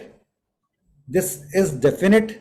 And say if you don't find this in 100% cases, you will definitely find it into 60, 70, 80% cases, because in other cases maybe you are not able to perceive it properly.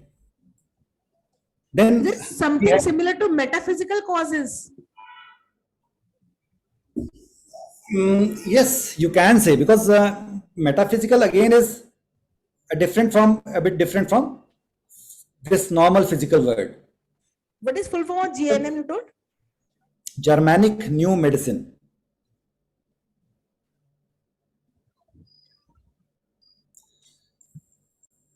Whenever you ask a vitiligo patient,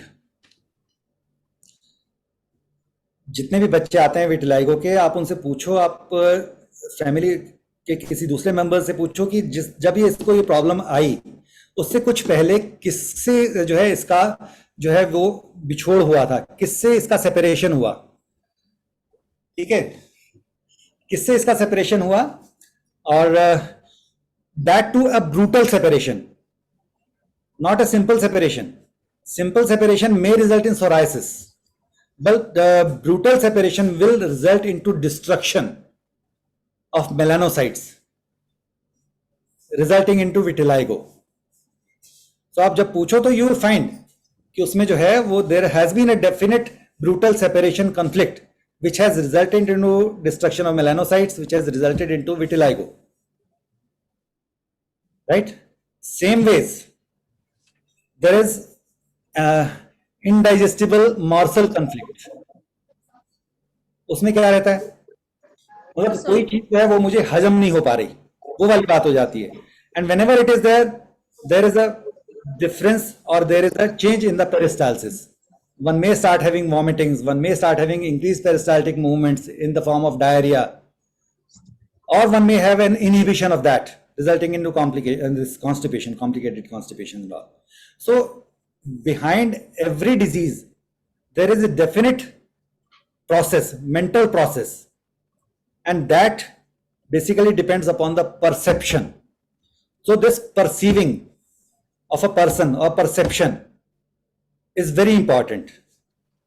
And if you go through Biology of Belief by Bruce Lipton, Biology of Belief by Bruce Lipton, he has beautifully, there are beautiful videos available that he clearly indicates, he clearly enunciates that our genes, our chromosomes, our genetic material is not the mind of the cell. This basically is the gonad of the cell, and mind is something beyond, something far, far beyond, which can bring changes into the genetic setup. Definite reasons are there for mutations in the cells which result into cancers. They don't simply arise like that. There has to be a definite cut upon the emotional economy of the patient to result into a mutation which will result into destroying cancer. It is definite. And these people, those who have been practicing GNM for last few years, they are able to decipher this conflict and just tell the patient that this particular conflict has been the reason for your disease. You try to come out of it, you resolve this conflict, and you will get rid of the disease. And acute problems, they solve like this, by resolving those conflicts. And in chronic diseases, yes, our medicines, homeopathic medicines, they have wonderful role to play. And if we understand these different aspects of mind, of body, of disease, of mind of disease, of mind of medicines, or materia medica, every medicine has got its own mental aspect, mental sphere, totally different from its analog, its other counterparts or different remedies of our materia medica. So how we differentiate one medicine from another by its mental symptoms, by its physical symptoms, by its side affinities, by its generals, by its organs of affinities, by its physiological actions, they are very important. And we have to take into account all those aspects of the disease or the pathology and of the agents that we are trying to employ to make those disease processes reversible and to achieve the ideal cure that Dr. Hahnemann has done. If you want, we can have some other lectures someday, which again, yeah, sir, I think that will be more helpful. Would be on mind of disease, would be on GNM, would be on Dr. Vijaykar's additions to the basic GNM understanding, to the different kinds of approaches. Like he could go to beyond and even beyond. Like he could retrospectively predict that this child is suffering from this disease, so this child's mother must have suffered like this, and why she could have suffered, because her mother in turn would have been a very dominating or a dictatorial kind or a very rigid personality. And why that particular But lady? I have one question. Like, Yes. when we practice along these lines, okay, we don't know about the mental positions of like more than half the materia medica. Wouldn't that restrict our prescribing to medicines which are well known? What will what about the utility of lesser known medicines in which we are not aware of any kind of mental ailments or causations? What happens to those medicines then? If they are proven well, and if they develop enough symptomatology or mental symptoms to be added to our repertories, then we can definitely use them as well. So, but no, but there are a large group of medicines which does not have that. But if like even with while talking about your the theory of acutes, it's interesting and the axis definitely works. I've used it myself. But doesn't that leave out a large portion of materia medica out of practice? No one asks you to abandon from that. No one asks you to not to use that. Say a simple thing: a lady coming to you after having lots of oral contraceptive pills, because she has a state to which aristolochia clematitis simulates the most. The state which she has achieved after this oral contraceptive pills, that is best combated by aristolochia clematitis, right? But after giving this, when you don't expect the full cure, after giving this, you can take control of that state of the patient. So that basically is the state remedy of that patient. And then we have to go for the genetic constitutional simillimum, why she needed those OCPs. What went wrong in her history behind. So for that we have to go for GCS. Right? Same ways, we day in and day out we use the lactanthus for cervical spasm, we use robinia for acidity. They do show results, but why that person had this acidity? What was the mind behind this hyperacidity, hyperchlorhydria? That will be tackled by the constitutional medicine only, by the polycrest ones only. I don't deny using those remedies which are having a back foot in our chest. But yes, they are to be used, but with definite and sure indications, and only we can use them only when we know about them. When to use this abelmoscus, or when to use this adamas, when to use this androctonos, when to use chocolate, when to use luna, when to use sol. So all these remedies, when to use heliatus, when to use medicines, so many medicines are coming up, so many medicines which we never heard of. We have snakes, we have all those snakes, right, ranging from lachesis to crotalus to elax to vipera to cencris, to throps, even more snakes. With wonderful work they give us in patients. Yes, because they are poisons, they are very strong acting, deep acting proteins, and the more deep acting a remedy is, the better it would work. It is definite. So those tarantulas, those insect remedies, those hispanicas, those Arenia exobolas, those Tila arenia and all. So these medicines, they work wonders. True.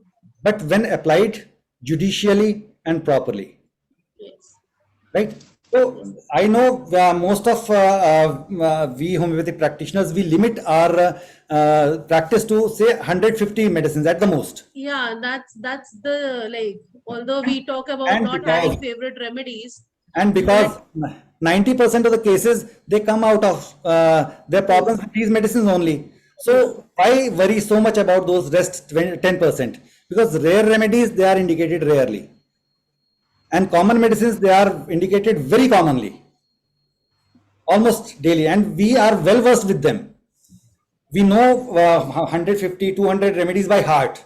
Yeah, true. We don't know about solanum, tuberosum, agrotens, proving dreams of pools of blood. Right?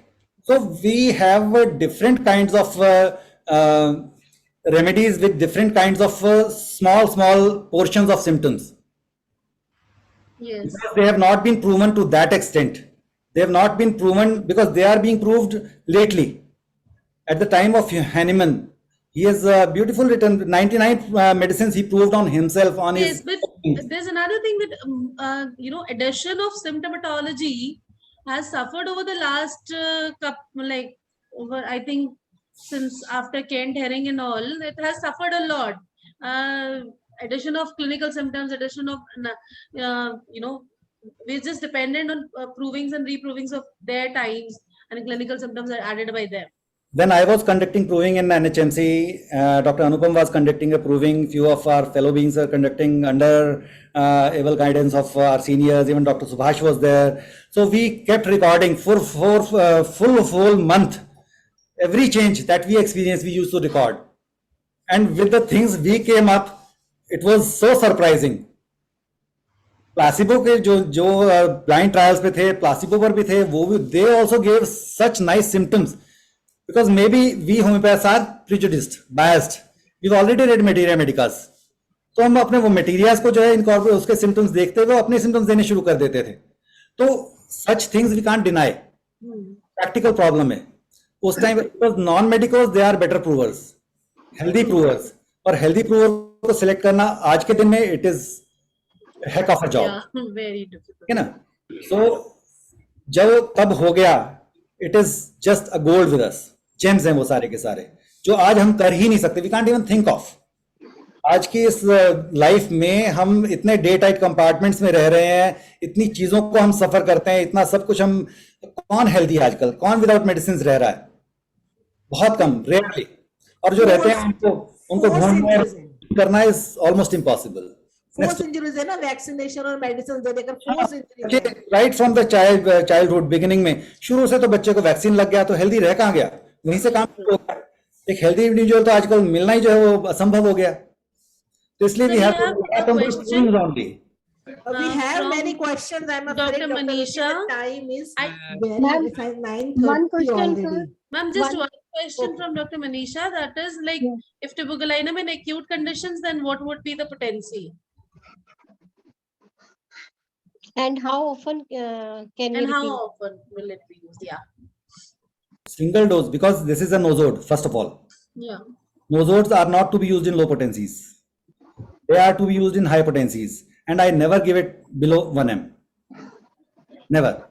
I've never tried Medorinum 30, Sorinum 200. No. Sir, 1 m in acute cases also. Yes.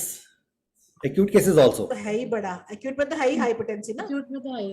Acute में what is there? There is a physiological disturbance.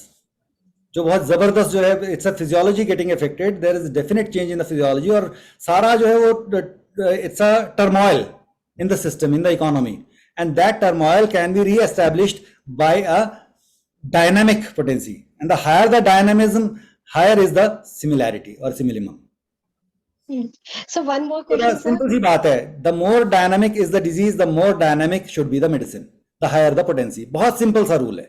उसमें कुछ भी सोचने की जरूरत नहीं है.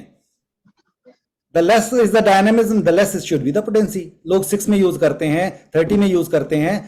जहां जहां यूज करनी चाहिए वो वहां वैसे यूज करते हैं. 200 इज अ मीडियम पोटेंसी, जो कि जो हमारे पास ज्यादातर मीडियम उसके केसेस रहते हैं, जहां कुछ पैथोलॉजी भी है, कुछ फिजियोलॉजिकल इन्वॉल्वमेंट भी है, कुछ मेंटल सिम्टम्स भी मिलते हैं. जहां प्योरली मेंटल सिम्टम्स हैं, totally one sided diseases, no physical symptoms are there, we will go for 10 m, 50 m, CM.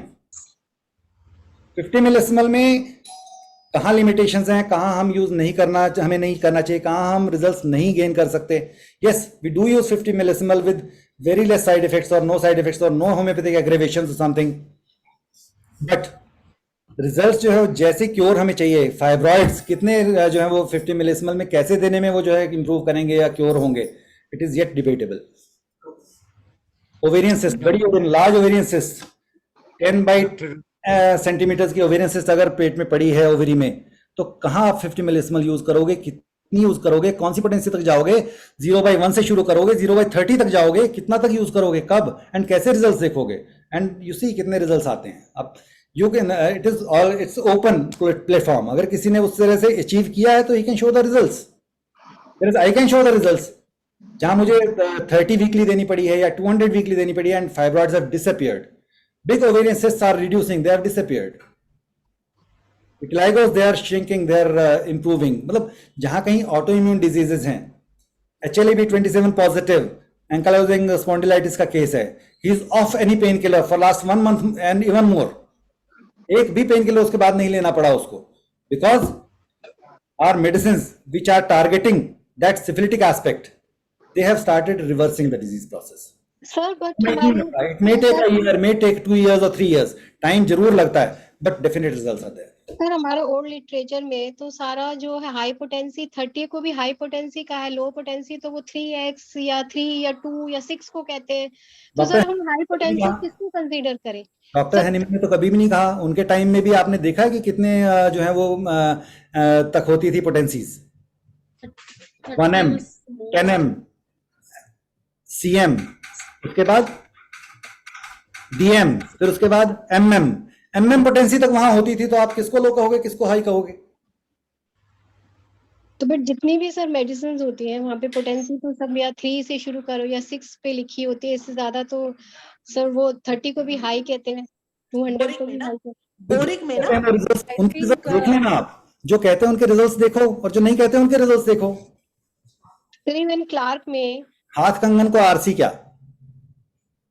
आप एविडेंस बेस्ड केसेस की बात करते हो. आप जो कह रहे हैं वो सही है कि we can have another discussion on this complete topic.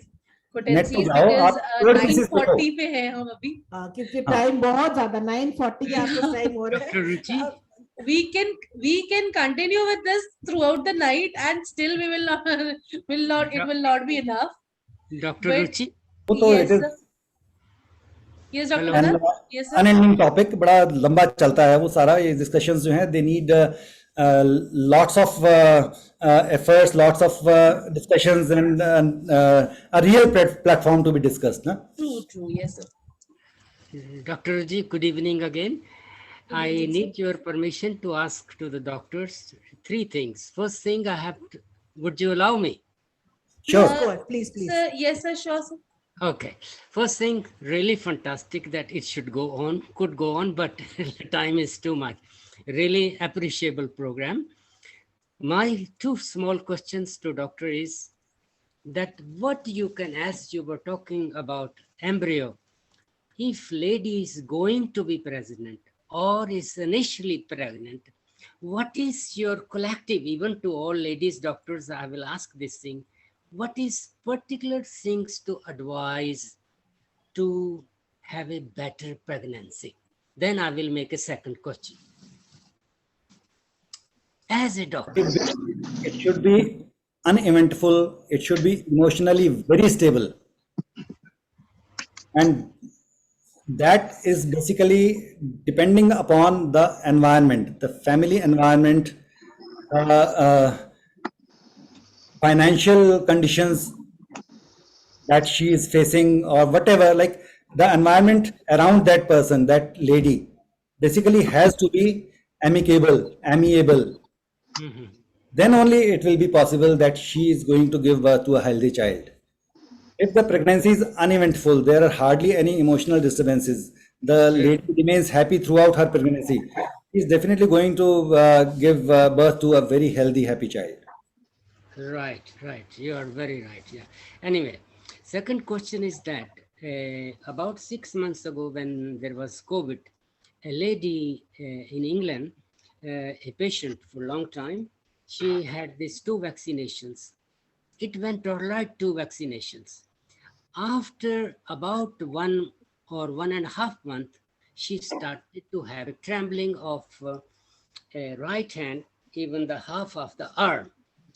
Anyway, she communicated with talking and asking many questions. There was nothing behind, but I found it this thing.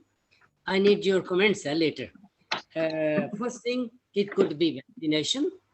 And second thing that I later digged out, that it could be that her second son first was married and they went to have a separate house.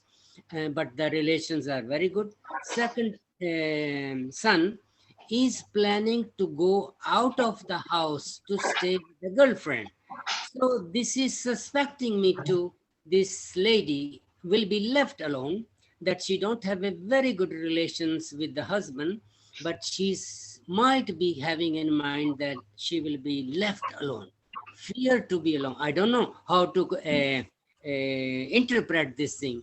That do you think it could be, if one is vaccination, second is that she will be abandoned by the son?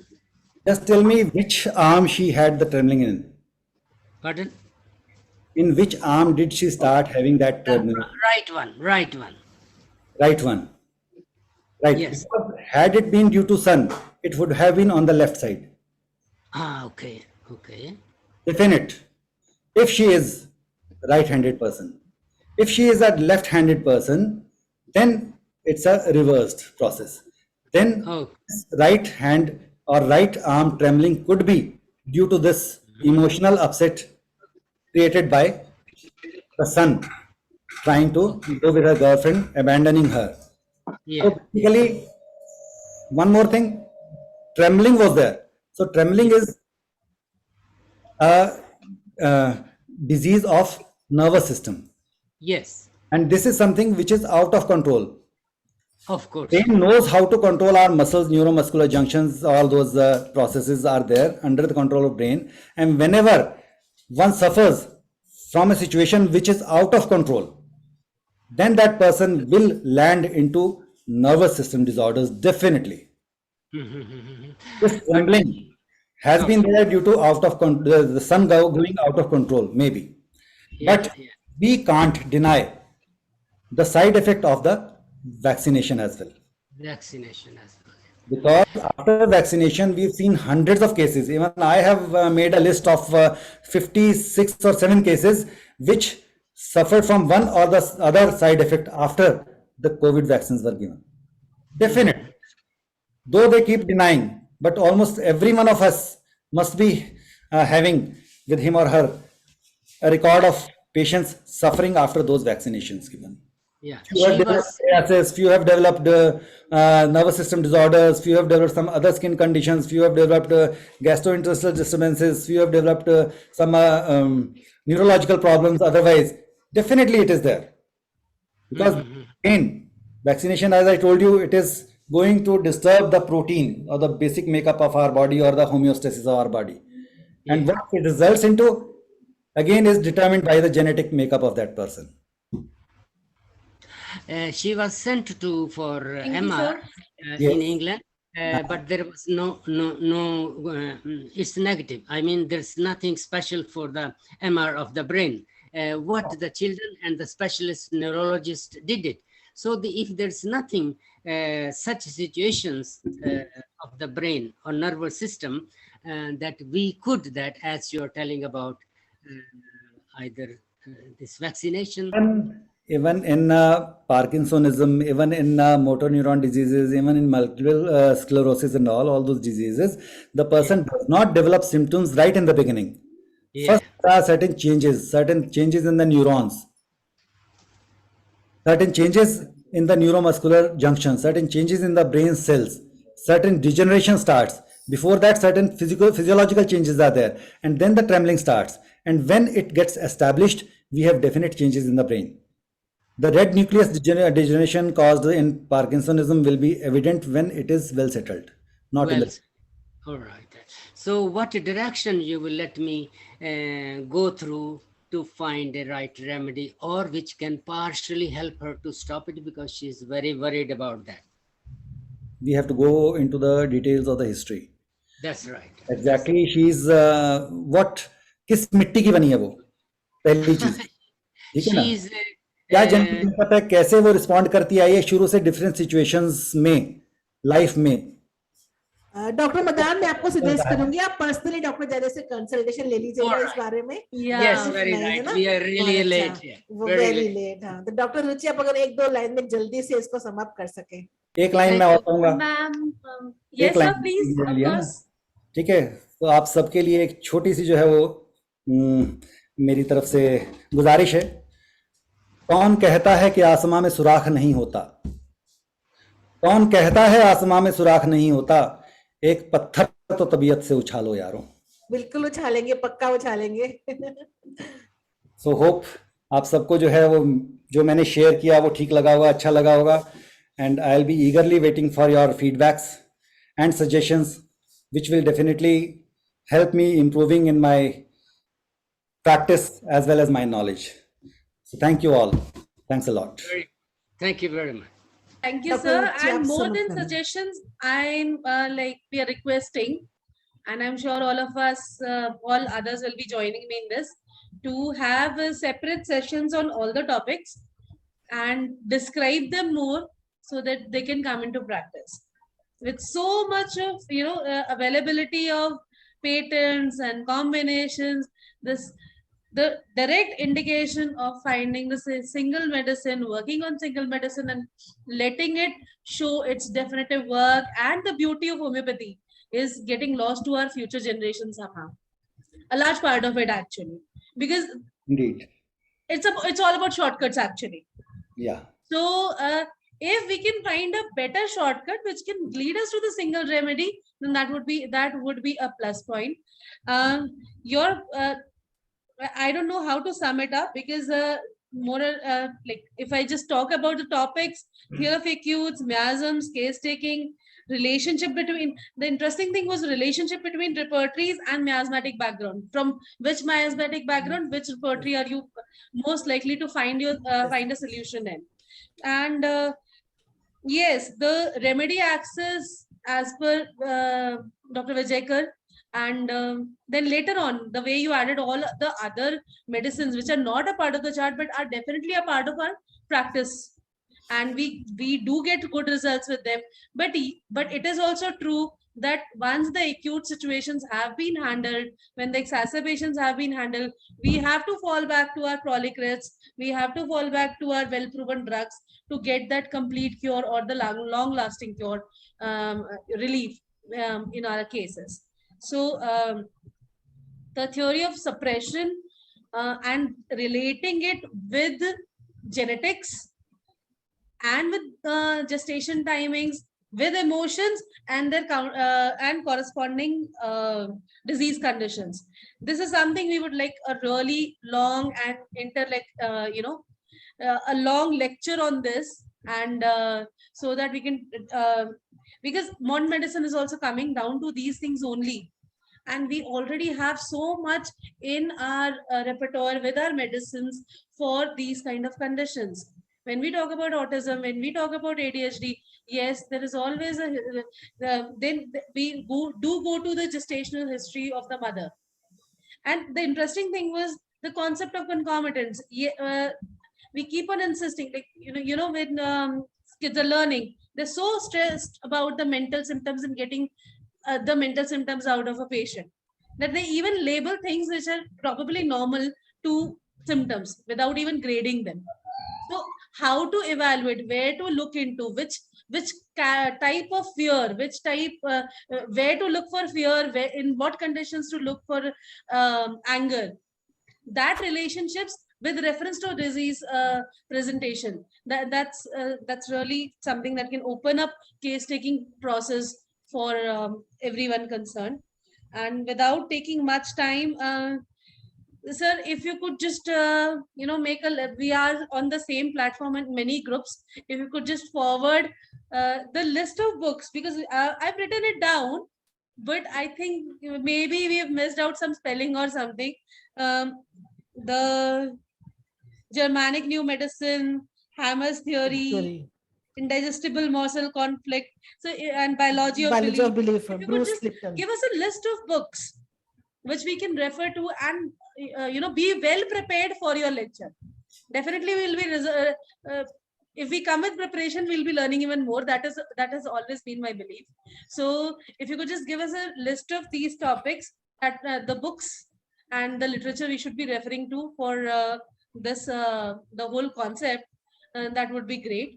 And thank you so much. Really like blown out with the session. This was like too good. And a lot of appreciation in the chat box also, and from our participants. Thank you so much, sir. Thank you. Dr. Hemesh hai to say the vote of thanks? I think he is left. Dr. Hemesh? I think he's not in. Okay, then I do the vote of thanks. My sincere thanks for first of all the speaker.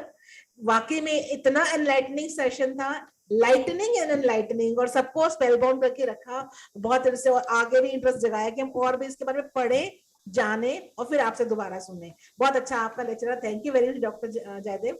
अभी वो तीनों नहीं है जिनको हमने honour किया, लेकिन मेरा उन तीनों के लिए भी मेरा थैंक यू. जिन तीनों डॉक्टर्स को हमने ऑनर किया है, मेरा thank you for the sponsor है. एडविन ने हमें स्पॉन्सर किया है, उनका थैंक यू है. और सबसे ज्यादा ऑडियंस का थैंक यू है, क्योंकि ऑडियंस होते हैं तो सुनाने वाले को, लेक्चर देने वाले को भी अच्छा लगता है. जब इंटरेक्टिव होते हैं, सुनते हैं तो मजा आता है. और फिर मेरी टीम, सारी टीम, अब उनमें से भी कुछ लोग इधर डिस्पर्स हो गए हैं. Doctor Shalini, doctor Arvinder, doctor Parul, doctor Farooqui, doctor Ruchi तो सामने बैठी है, डॉक्टर हेमेश, मैं इन सबका भी थैंक यू करती हूँ. Thank you all. Will meet again most probably with doctor Jaidev. अभी हम 1 महीने का ब्रेक ले रहे हैं. अगले महीने हम कोई वेबिनार नहीं कर रहे हैं. And will be in touch with you once again. Thank you all. Good night. Good night. Good night. Thank you. Thank you very much.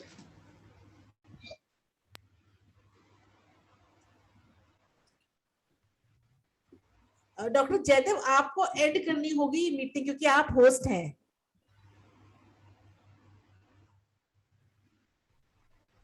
Doctor Jaidev, आप होस्ट हैं, आपको मीटिंग एंड करनी होगी. I'm just going through the chat एक बार ना. Okay. अगर हो सके तो उसका स्क्रीनशॉट ले लीजिएगा. मैंने शायद लिया है कि नहीं, मेरे फोन पे आ नहीं रहा. पॉसिबल है तो स्क्रीनशॉट ले लीजिए. चैट्स का. हाँ.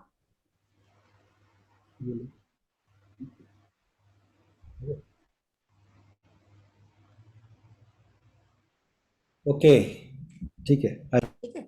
Thank you doctor Jaidev. Okay.